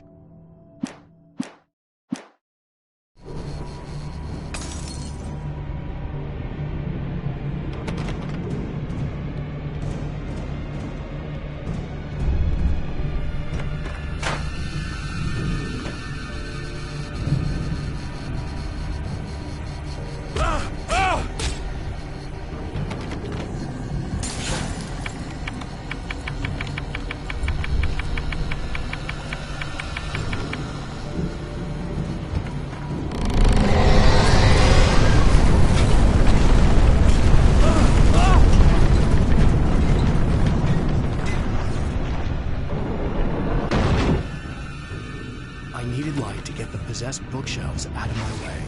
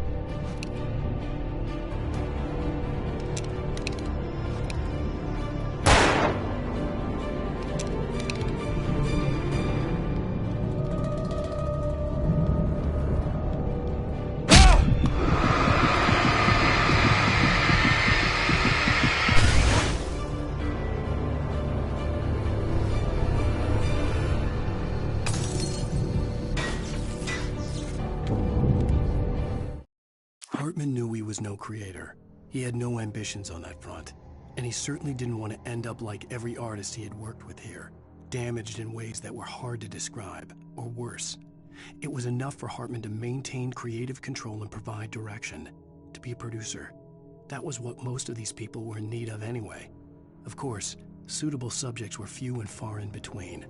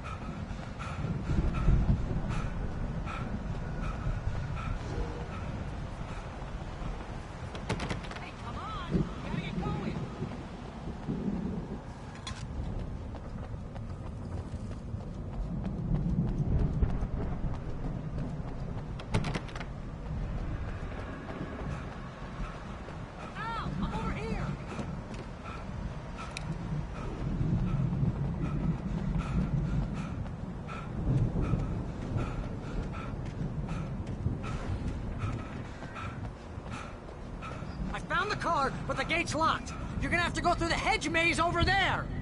Barry, I don't have a light. Take this, Al!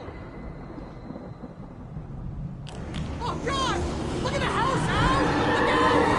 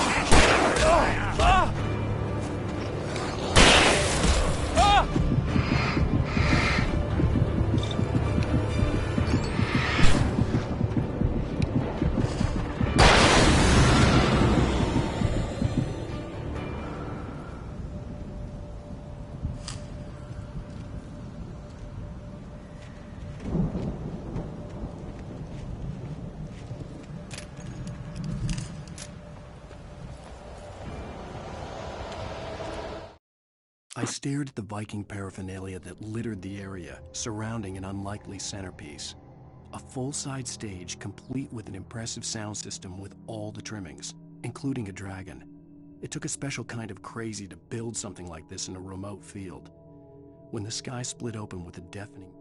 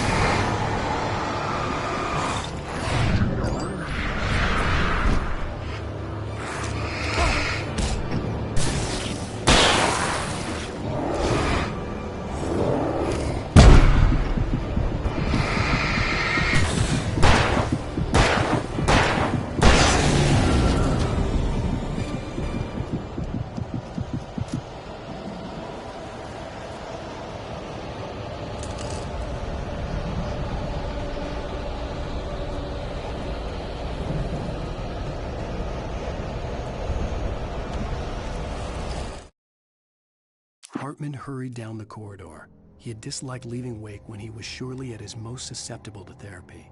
But this was not an ordinary storm. Wake had been writing, and he had woken something up in the depths of the lake. Now, it was coming for him. Hartman had naturally prepared for a situation like this. The idiot brothers would keep Wake distracted while Hartman double-checked everything, just to be sure.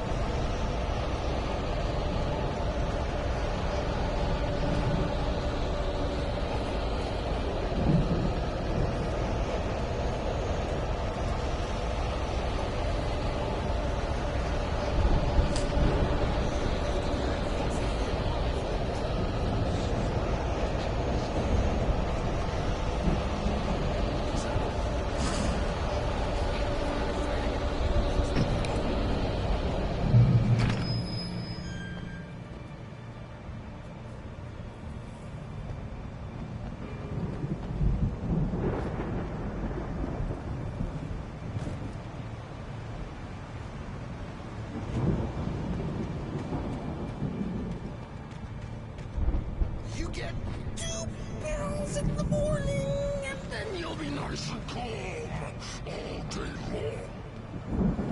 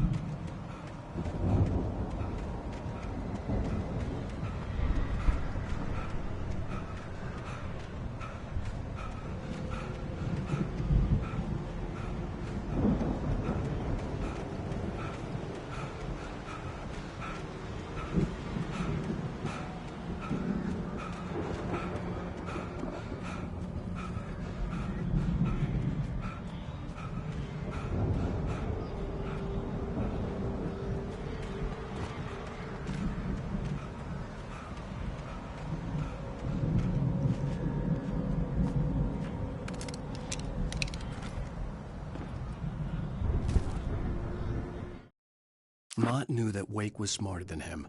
Wake had more money, a beautiful wife, everything. And Hartman said Wake was important.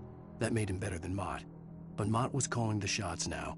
He'd expected Wake to whimper and grovel, but instead, he seemed willing to fight. Mott knew he'd gotten under Wake's skin, if only Mott actually had his wife. The thought made him shiver.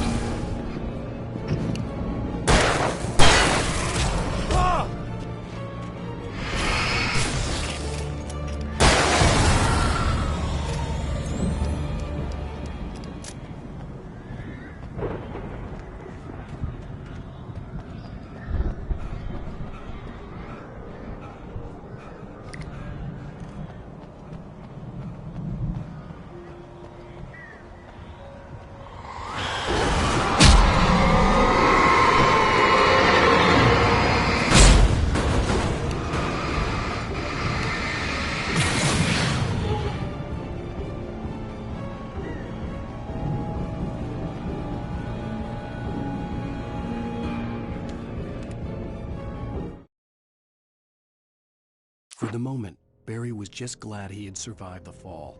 He had been separated from Al, and there was no easy way to climb back up.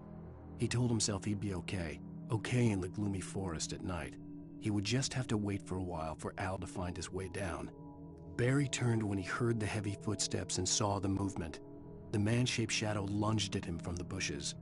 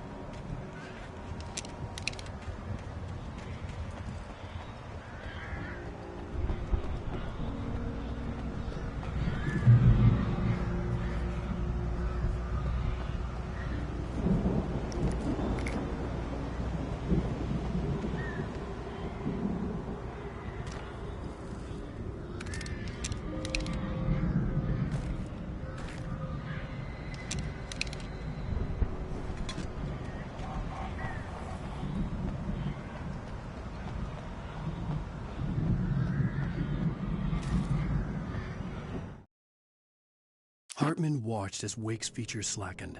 The man was bullheaded, no doubt. Even lying on the bed, he'd almost broken Hartman's nose the second time.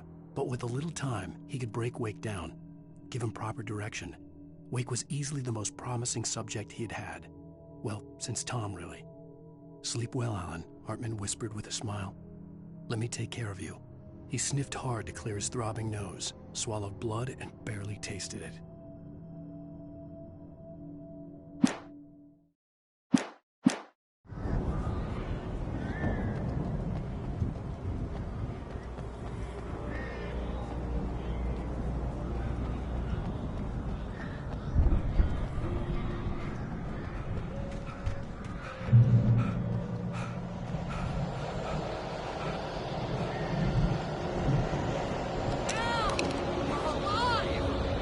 Get out of here. Can you open this gate? Maybe. Barry. Well, I slammed it shut when the nasty showed up, and the key fits kind of loose in the lock, so, Barry!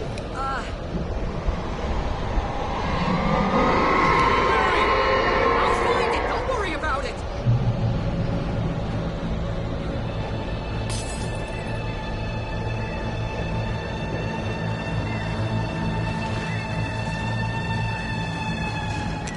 Barry. I'm on it!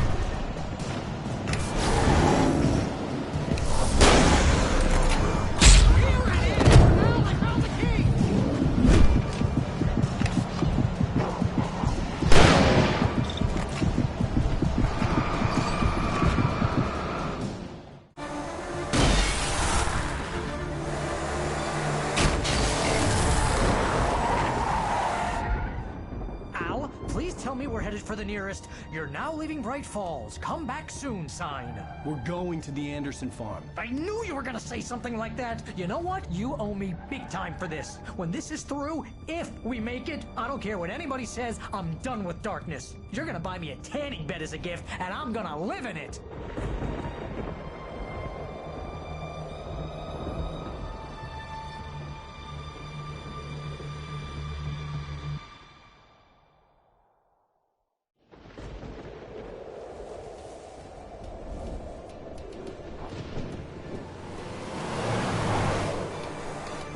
I'm crazy, but that's fine, Barry. Oh, you got that right, Al. You're barking mad. You are by far the craziest... But maybe that's inevitable when you deal with crazy stuff like this. It helps. This is happening, Barry. Alice, they never had Alice. She's trapped in the darkness at the bottom of the lake, but she's not dead. Al, how can you know that? I know, Barry. I can... Al, No, listen. I can bring her back. I can find her. There's something special about this place. The lake, it does something to the works of art created here. It makes them come true. But there's a catch. The dark presence, whatever that thing is, twists it to its own ends. That's why all of this is happening. It's using my manuscript to take over everything. Al, I believe you. It happened to Thomas Zane before, it happened to the Andersons. I believe you. Crazy or not, you're not delusional. Weird shit's going down. That's a fact. I'm on board, man. I'm with you. The Andersons knew about it, but they were too far gone to tell me with all the drugs they were on. But they wrote it down. There's a message somewhere at their farm, Barry. We just need to find it. Look out!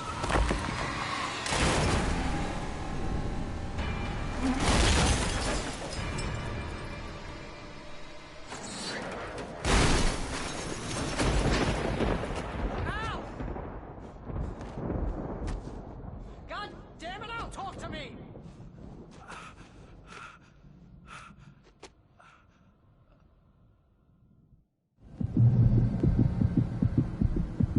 I had lost my gun in the crash.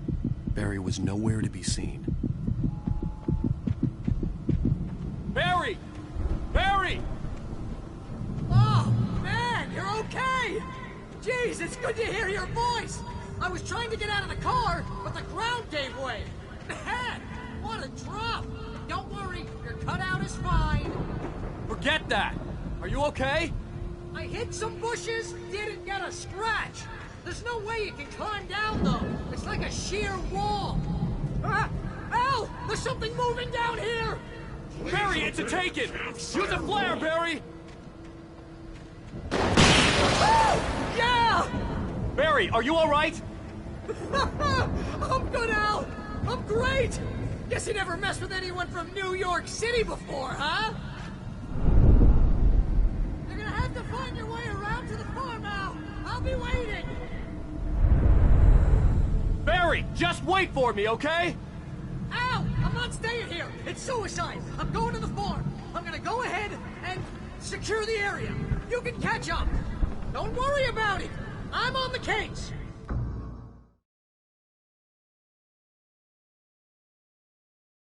Oh, man, you're okay! Jeez, it's good to hear your voice! I was trying to get out of the car, but the ground gave way! Man, what a drop! Don't worry, your cutout is fine!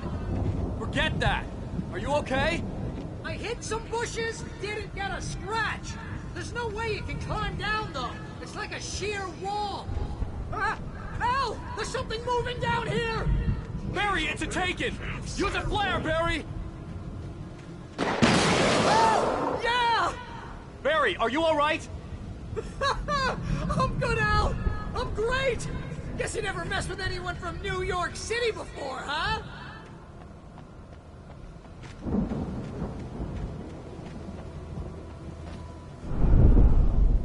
You're gonna have to find your way around to the farm, Al. I'll be waiting.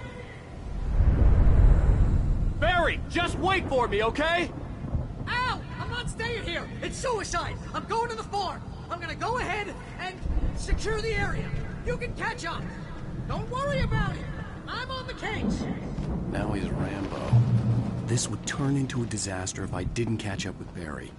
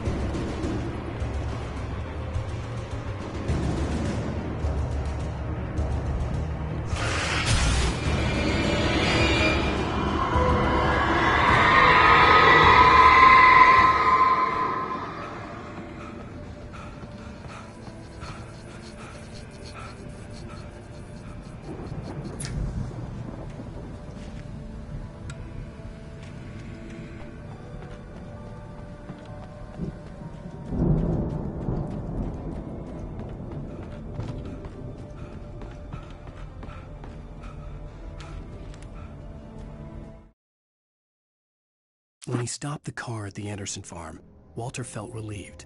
Oblivion was close at hand. The brothers wouldn't miss a jar of moonshine.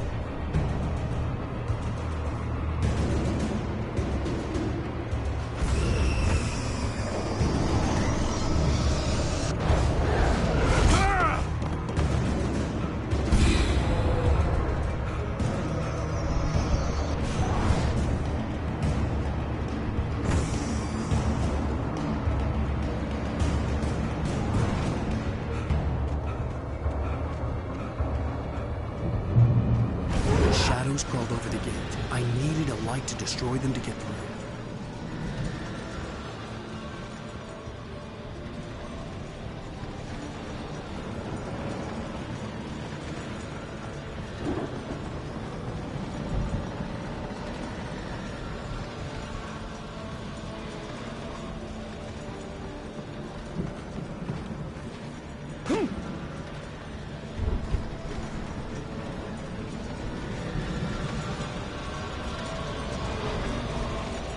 I hoped there'd still be a working generator somewhere around here to power up the old lights by the gate.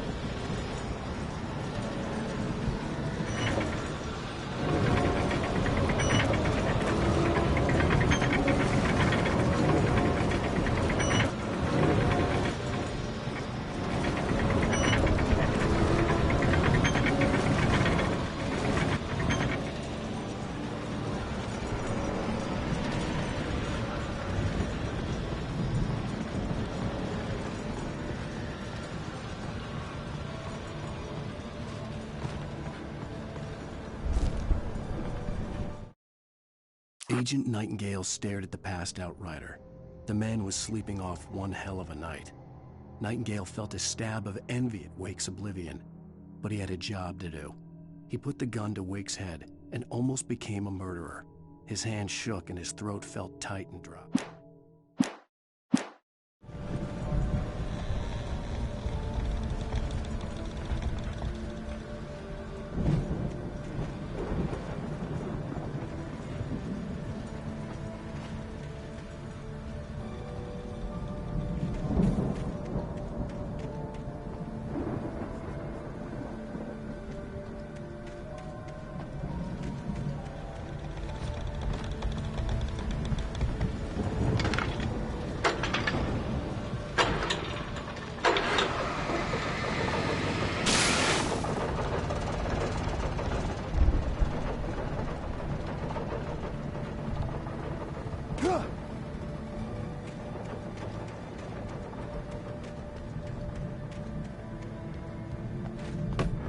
I could sense the movement in the woods ahead. Facing the enemy without a weapon was dangerous, but I had no choice.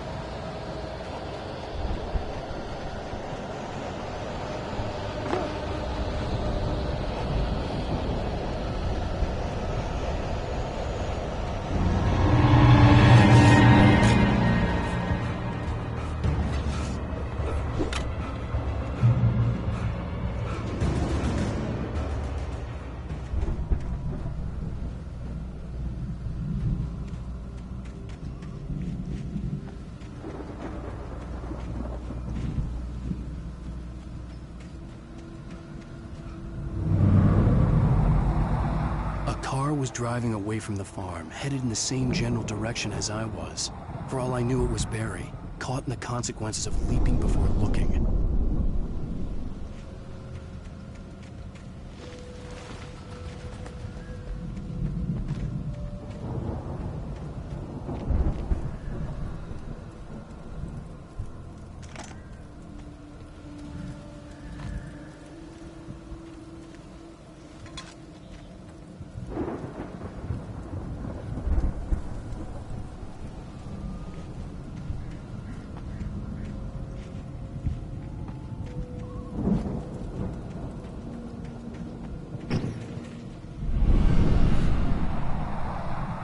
The car was heading for the cabin up ahead. It wasn't far. If it was Barry, I would see the damage soon.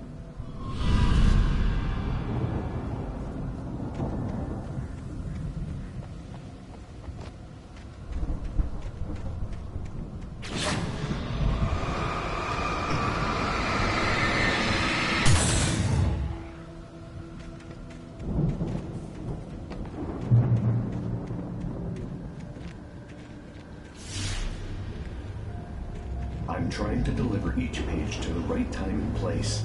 I'm trying to show you how the story goes. I had seen glimpses of the light before. I had seen it in my dream. It was a strange spaceman or a diver in a bulky suit. He was the one who'd been placing the pages on my path.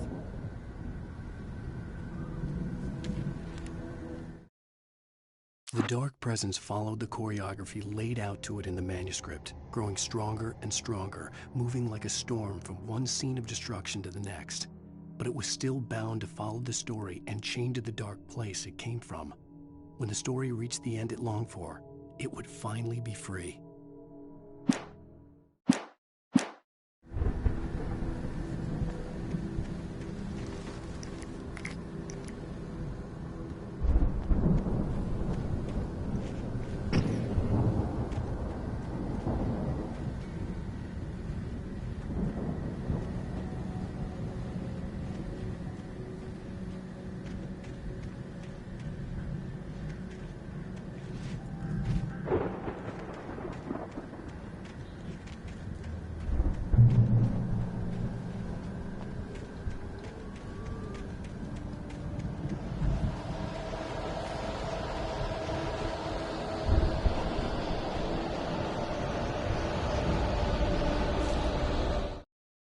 The storm raged on as the Anderson brothers walked unsteadily away from the clinic with the other patients in tow, knowing that this time they wouldn't return. The darkness around them seethed with horrors, but Tor and Odin were unafraid.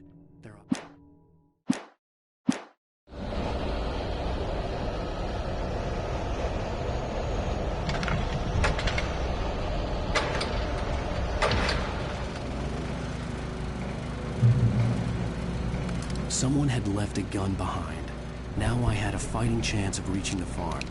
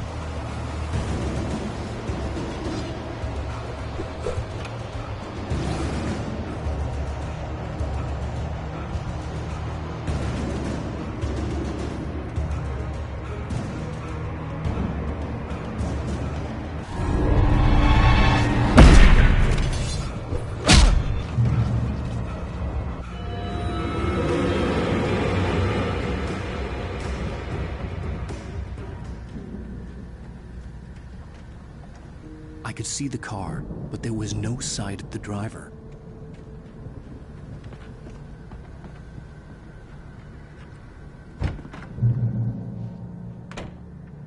Hello? Anybody here? Barry! No! Danny, you're not! Please! The front door was locked. No! Don't! I'm sorry!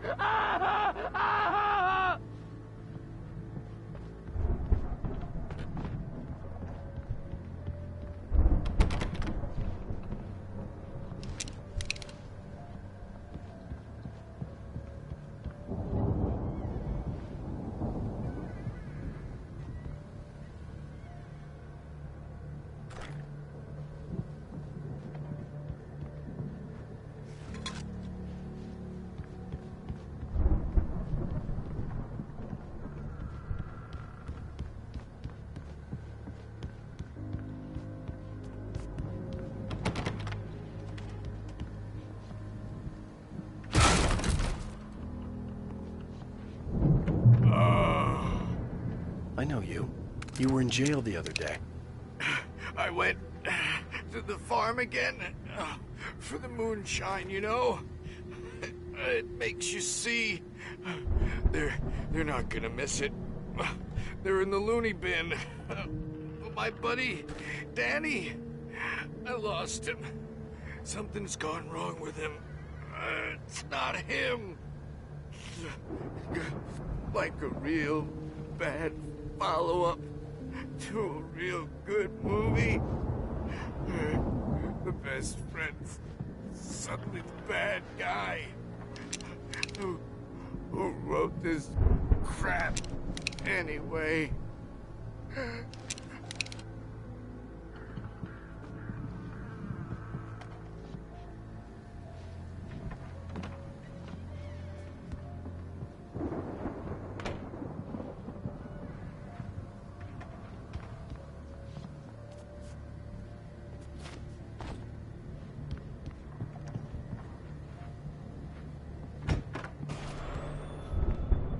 I've run through every possible course in my head. If I continue like the Dark Presence wants me to, the story I'm writing won't save Alice. It's a horror story, and it's going to kill her, and me, and everybody in this town. No one will survive. Darkness will consume everything. This is what it's wanted all along. It will be free, unstoppable. It used Alice to get to me, dangled her in front of me to keep me going. It was never going to release her. I'm going to change this. I'll escape. I've written myself into the story. I'm now the protagonist. This feels like a terrible risk, but it's the only way to save Alice. I'll be bound by the events of the story just as much as anyone else who's been woven into it. The story must stay true for this to work. There have to be victims along the way, near escapes, cliffhangers. In a horror story, it can't be certain that the hero will succeed or even survive. He almost has to die. I'll write my own escape into the story next. I need help. Zane's going to be the one who'll help me. I'll make it happen.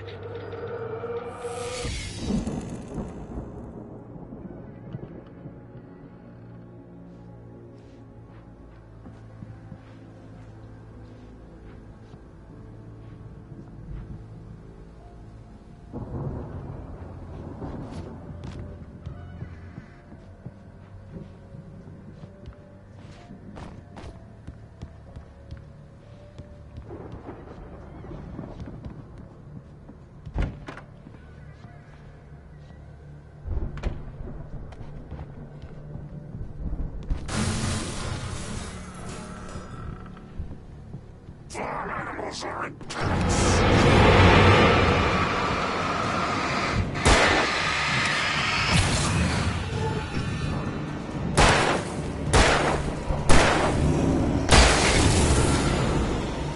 Let me guess. Danny, huh?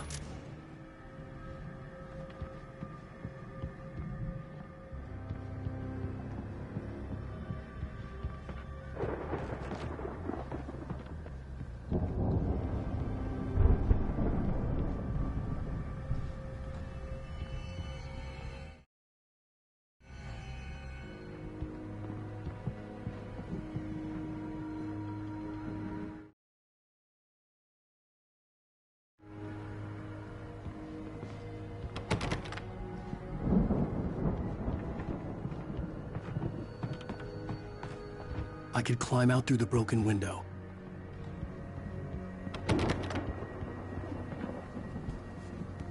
The farm was still a good distance away. I'd need a car to get there fast.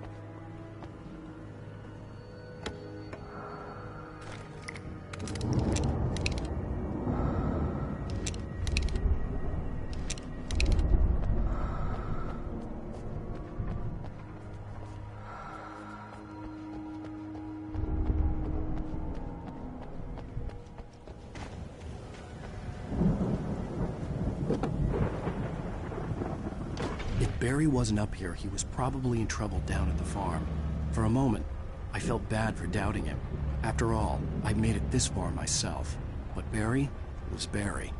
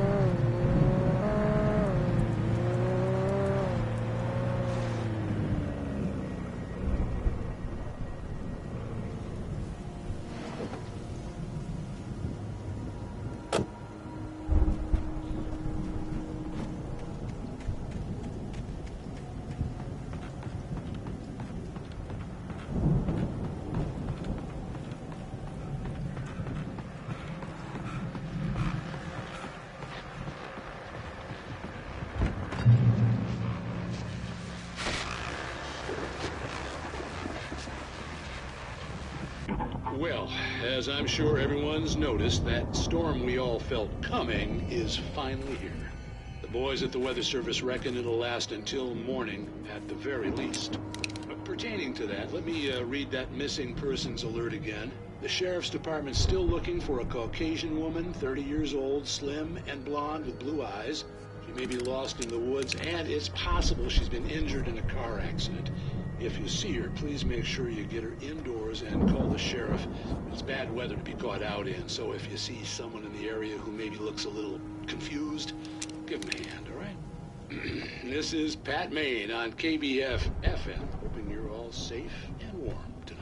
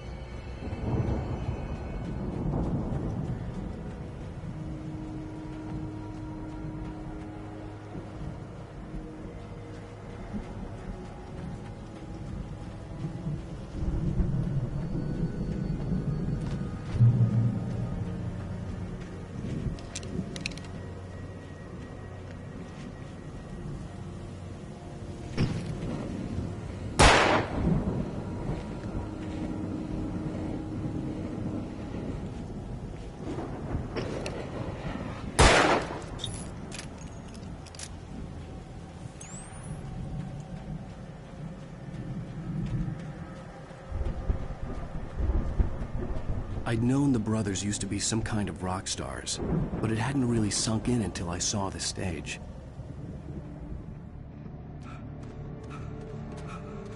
Al! Run!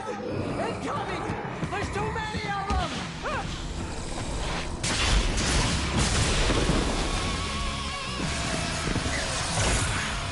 God damn.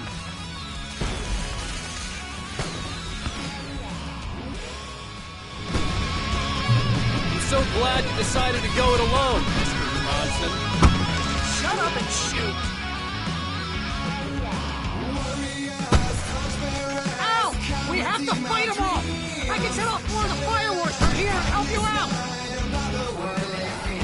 Hey, Al! Did you notice there's a lot of ammo and stuff around? This place is stocked! Al, hold on! I'll try to get the stage lights on!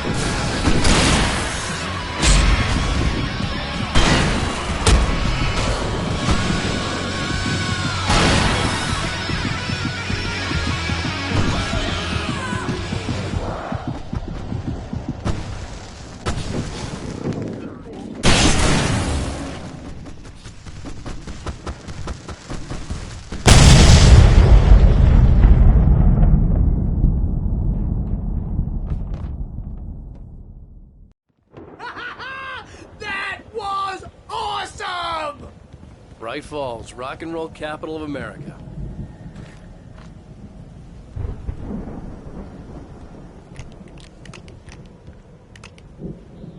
Hey, Al! This way to the farm!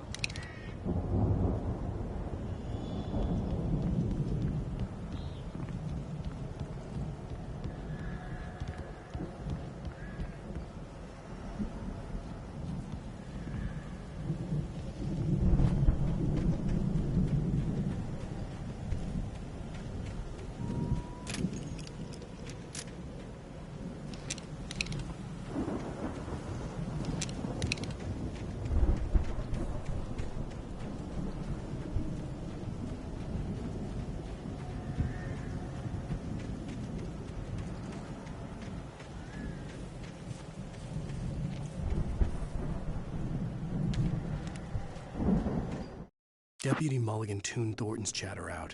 He didn't think riders were particularly useful people, and a huge manhunt for one struck him as idiotic.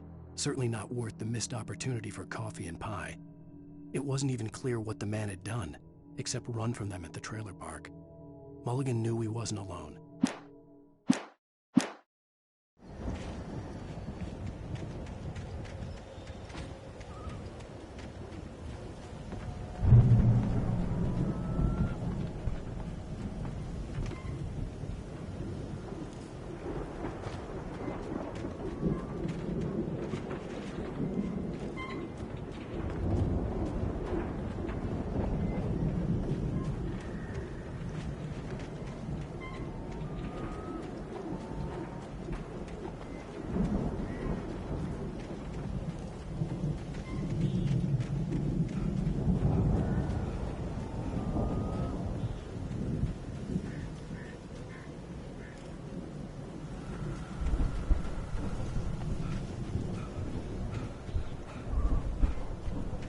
See, bestseller? No reason to worry. Your cutout's good as new, right where I left it.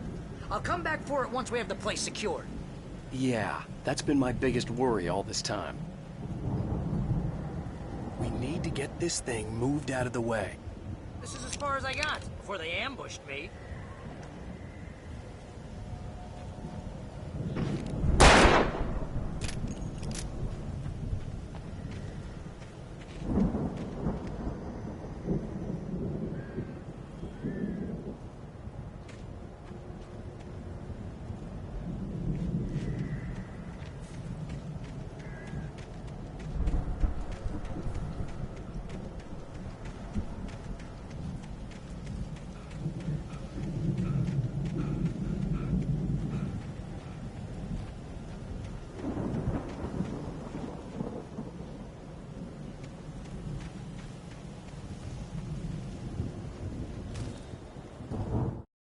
As the deputies hauled Wake and Wheeler away, Agent Nightingale eagerly examined the stack of papers Wake had been carrying. It was incomplete, a collection of random pages, but there was...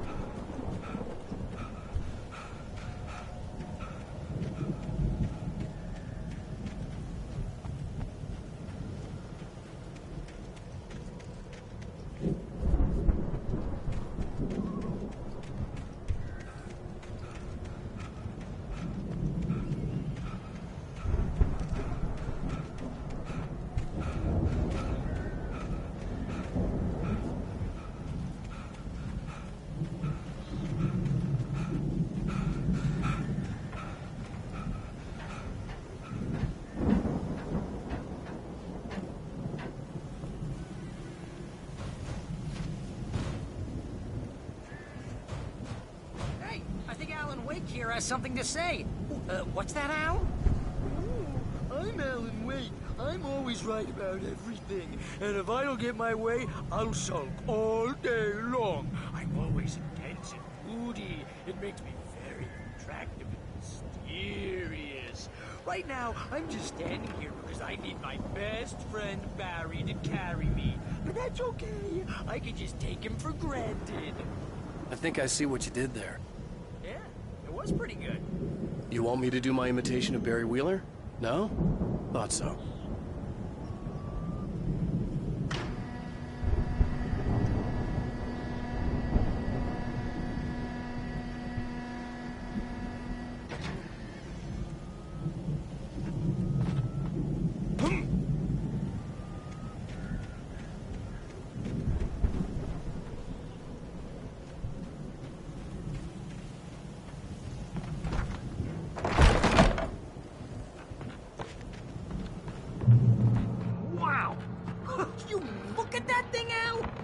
Went all out with this Viking crap, didn't they?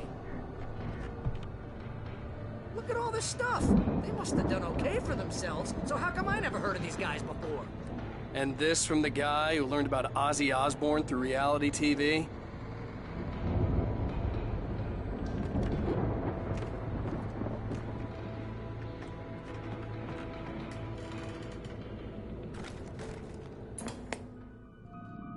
Sleep. We all spend a third of our Night dreams in Springs. soft embrace, Man, somewhere it's got between memories. fantasy and Hey, oblivion. remember when I got you that gig? But Your dreams first have a real way of writing forcing job. What got you themselves into started? waking life, Was this one of or your vice episodes? versa. In Night Springs. Tonight's episode, The Dream of Dreams. That's by someone else. We join Mr. Jones as he explores the endless dreamscape, only to be brought to a sudden stop by a decidedly mundane situation. A long line of people. Hey, Jones, right? Listen, we're gonna have to wait until His Highness over there is good and ready. Oh, wow. Who's that? You don't know him? What are you, new? He's the guy dreaming us. Well, not just us. He dreams everything. All of this. But wait, no. I'm the one who's dreaming. I'm asleep. Isn't this my dream? Oh, yeah. Sure. Get real, pal. You're just another dream. I'm a dream. You're a dream. The weirdo in the diving suit is a dream, and the girl made of smiles and sunshine is definitely a dream. But I'm pretty sure I'm dreaming this. Well, maybe you're a really confused dream. What am I, a shrink? All I know is I'm going with the smart guys, and they say that's the guy doing the dreaming. Right there. I don't know what that means. It means we keep him happy. No sudden falls. We make sure he has his clothes on when he goes out in public. No chases where the monster is nipping at his heels and he runs like crazy, but his legs don't seem to get him anywhere. None of that. Because if he wakes up in a cold sweat... Yeah, precisely. So we wait till he wants to move on. Keep things nice and calm. Hey, something's happening here. Yeah? What's that? What? Can't you hear that? Oh, God help us, it's an alarm clock. Oh, it's you, isn't it? Please, man, I got a wife and kids. Please don't wait.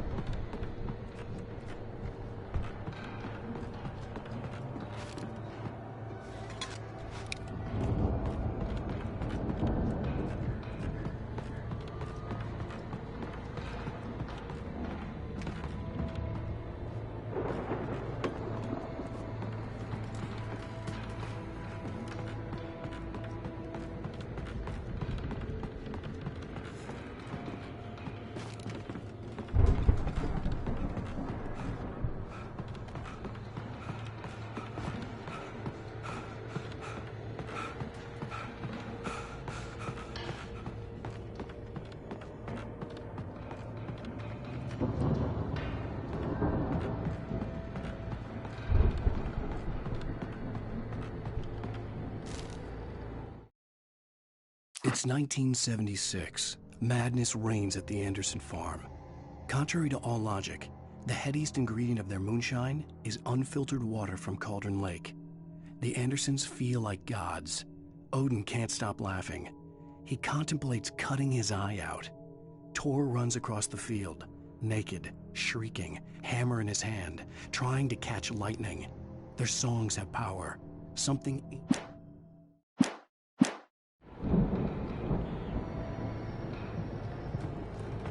The Viking boat looked imposing, almost like a battering ram.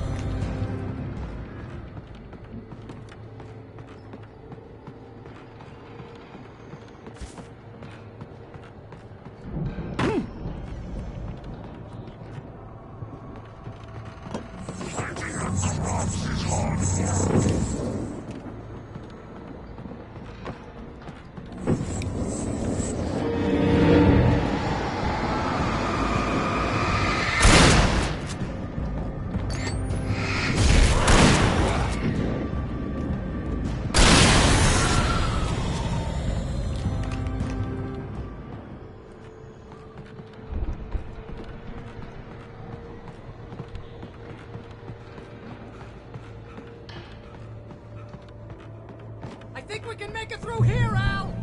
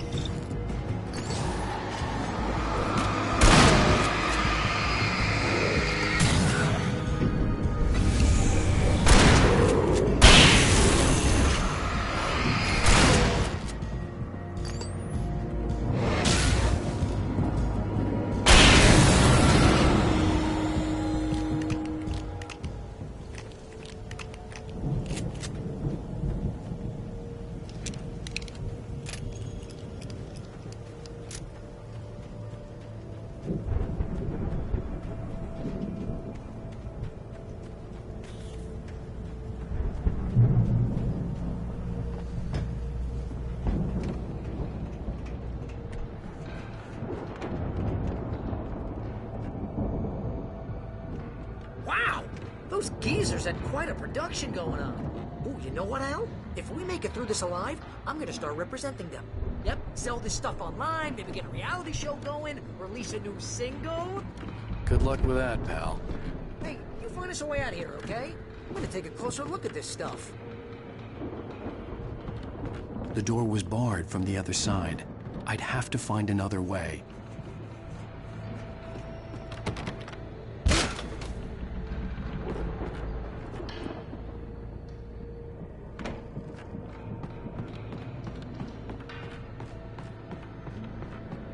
Be careful, Al!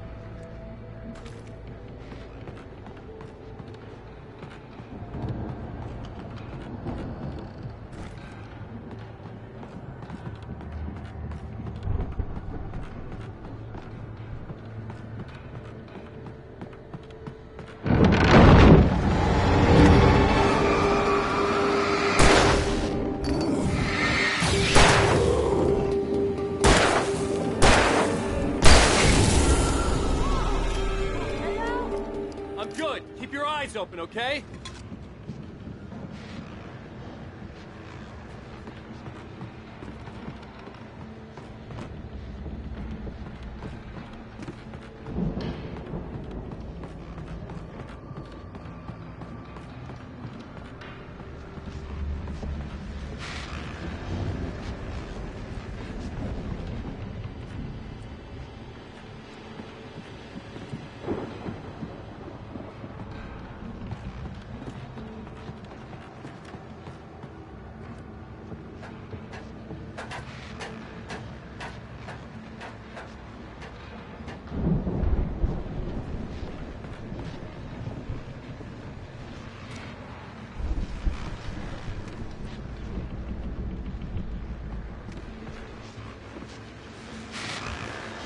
As you regular listeners know, I tend to work through the night, but I'm not the only one.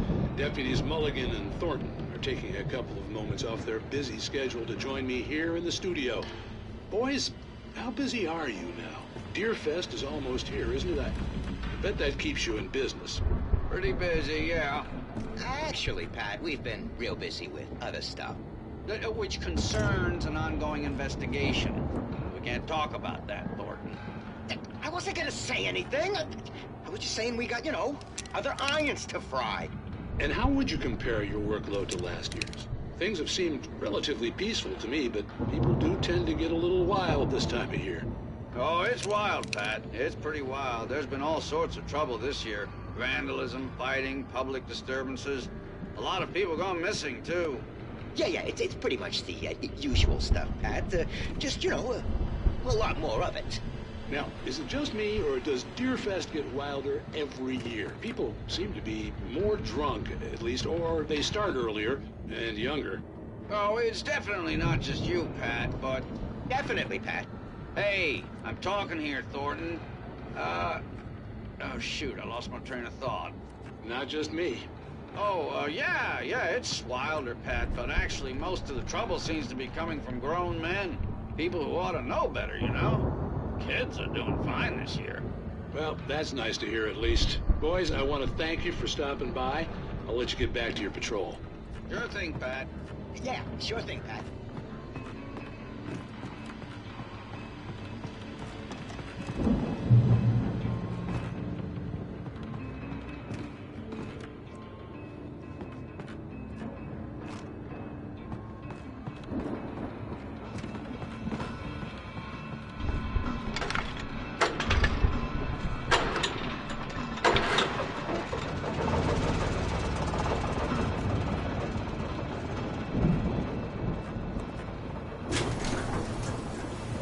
See the building that had to be the Andersons' home on the other side of the field.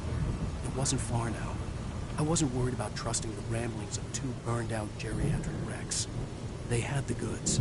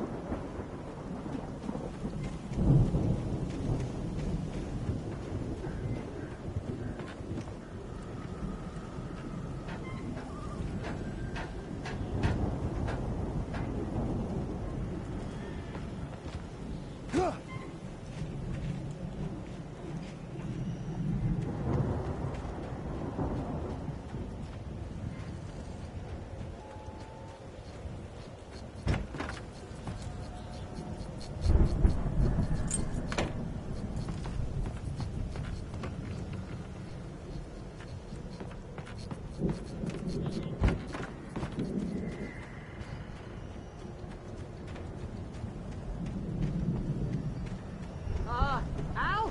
Is that you out there, buddy? Yeah, it's me. Hang on.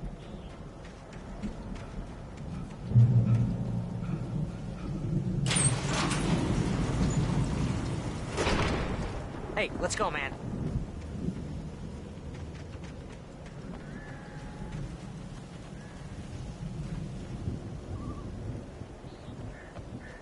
I think we're gonna have to work together to open this gate, Al. Looks pretty heavy.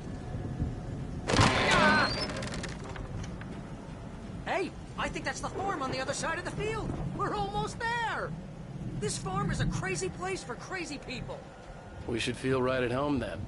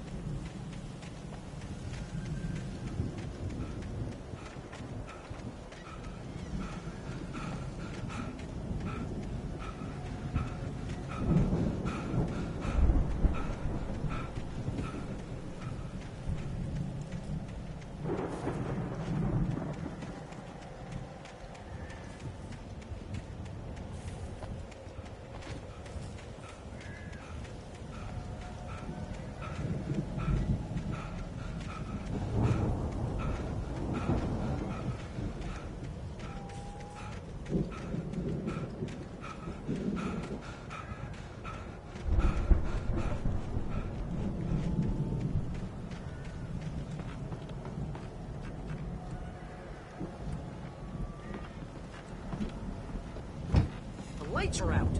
I guess we better check the fuse box.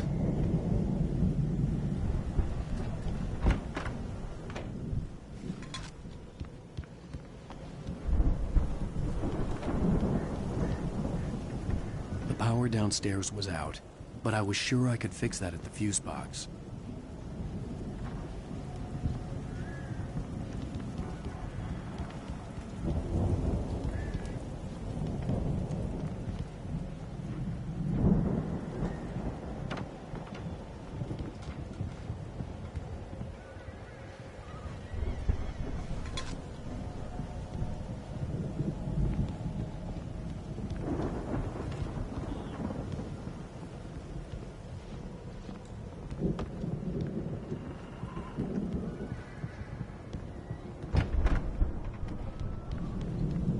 This place looks kind of lived in. I thought the Andersons were in the booby hatch. Yeah, I don't think they keep too close an eye on them at the clinic. They seem to slip away a lot so they can get wasted. No kidding! Those guys sound awesome. Come on, Al, let's get the lights on, huh?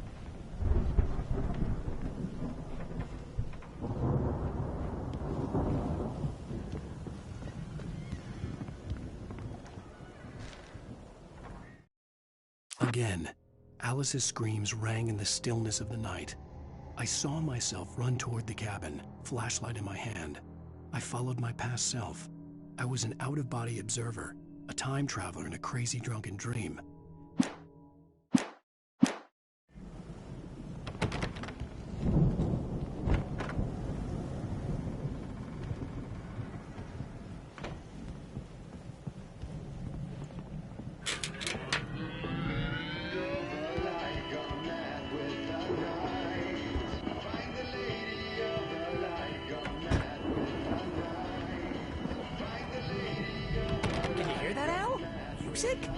Of course. We need to find where it's coming from. That's the message the Andersons talked about. That's the whole reason we're here. Lady of the Light? Oh, that's gotta be... What's-her-face, the crazy lamp lady from the town. Cynthia Weaver. Right! Must be.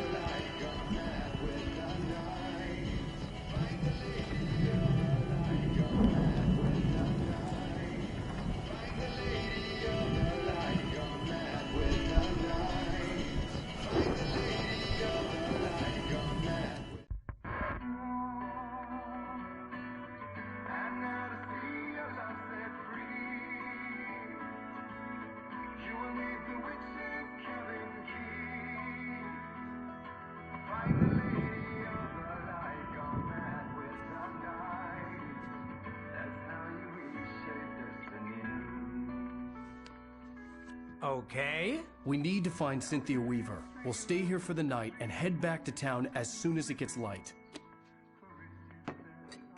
Hey, Al. Lots of hours before dawn.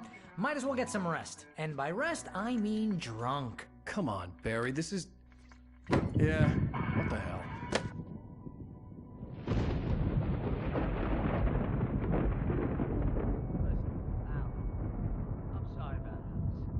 Seriously, because I know we don't get along, but we're gonna find her, right? And even though you're a crazy bastard, I'm gonna stick by you, no matter what, ever, Al. Sure, like a brother. I'm a writer, goddammit. Correct.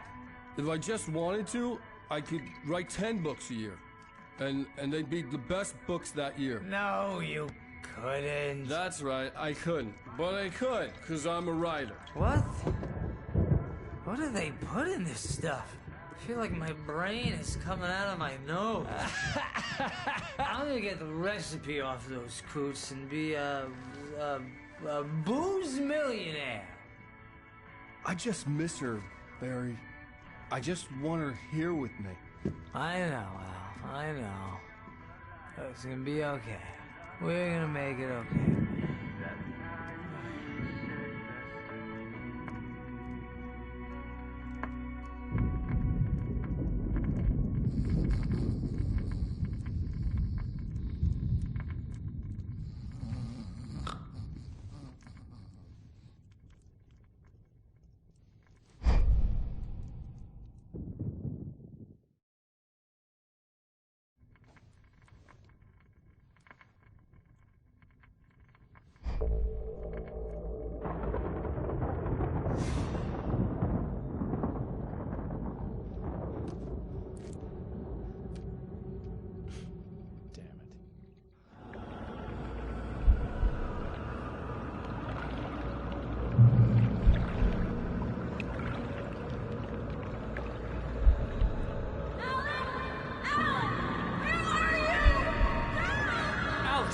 coming! It's all right! I'm coming! It was a crazy, drunken dream, and yet it was more than that. It was the truth, a suppressed memory unearthed by the Andersons' moonshine. I was there, an out-of-body observer. This was the night Alice and I had arrived at Bright Falls, the night Alice had disappeared. I had a chance to find out what had happened. Whatever power had brought me back to this night at the lake was also stopping me from leaving. I had no choice but to see it through, to find out what had happened. I remembered being surprised to see the cabin dark. Alice would have never turned the lights off.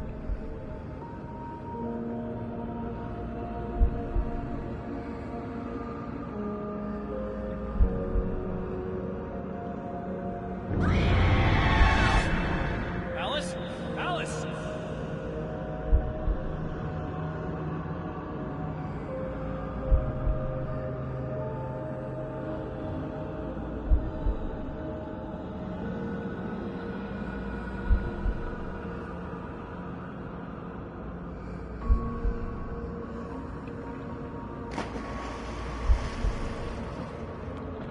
I remembered thinking I caught a glimpse of her form underwater, sinking into the darkness.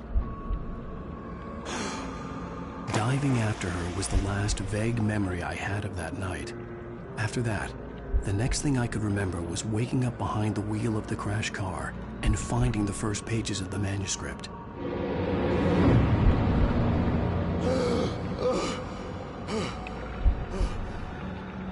I couldn't find her in all that blackness. I must have thought she drowned.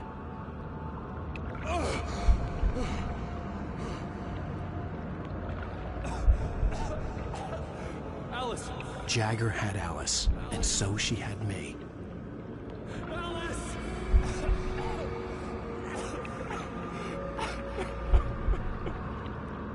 I'd been easy prey. Look at the cabin. Is there someone in the window? Alice?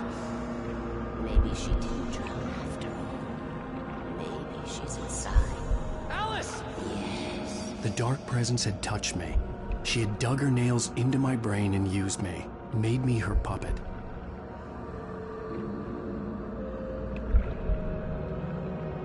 She must be here somewhere. Maybe upstairs in the study. Alice! Yes, that's where she is. You can apologize. Alice! You'll laugh at the whole thing together and put it behind you. Alice? She's not here. You were foolish to think so. No, she's dead.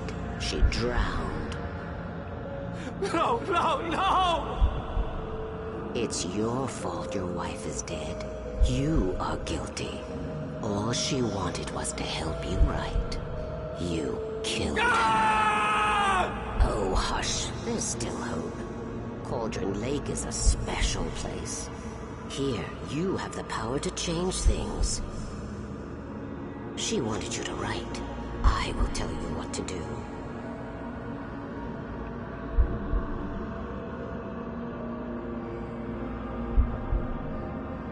You can write her back. The story will come true, and all will be well again. She had Alice, and the manuscript was the ransom for her.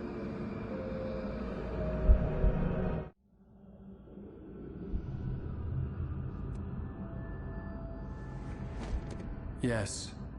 All right. I'll fix it. I'll bring her back.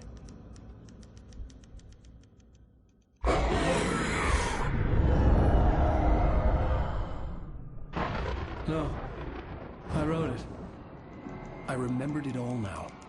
In the dark, I'd written for days, a week, almost a complete manuscript of a novel entitled Departure. Jagger had been my editor, whispering in my ear, making sure that the unfolding story would make her more and more powerful. I thought I was saving Alice. Even with the cobwebs she put in my head, some part of me had been aware enough to write my escape into the story, to bring a light into the cabin to release me before I could finish. To interrupt the horror story before the ending, where darkness consumed everything and everyone. Zane was weak and far away.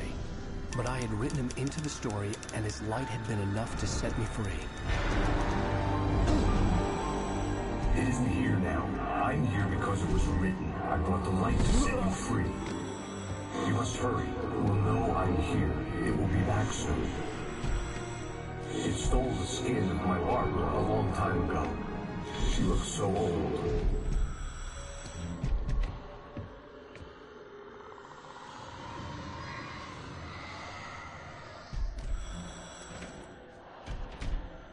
I had woken up, confused and groggy, my mind consumed by darkness and fear. All I could do was to escape.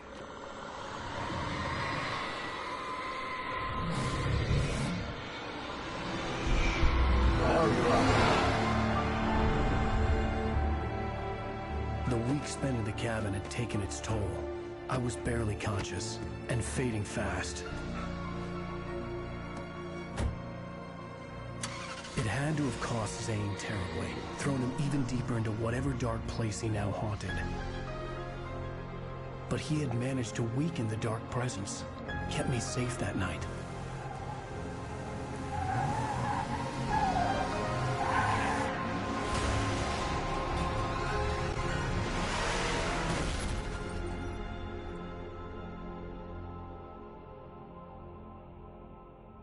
I wrote it. It's my fault. That's right, James Joyce. It's your fault, and you're gonna pay for it.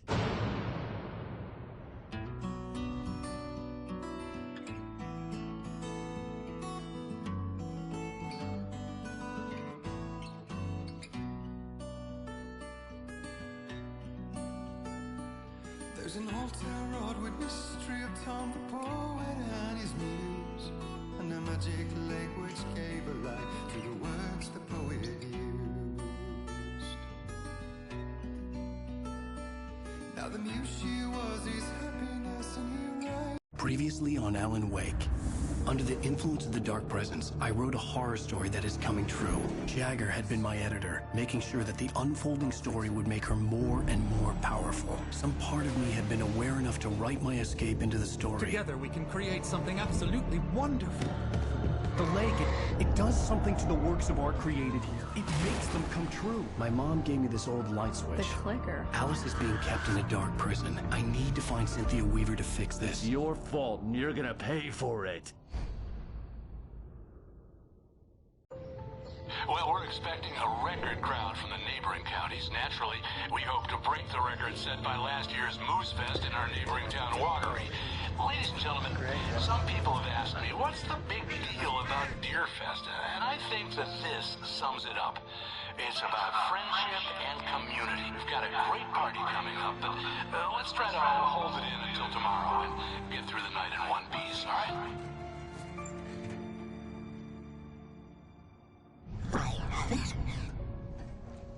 Someone will come for it when the time is right. Thomas said so. He wrote it. The key is insurance. It's my job to keep it safe. Safe in the light. Always in the light.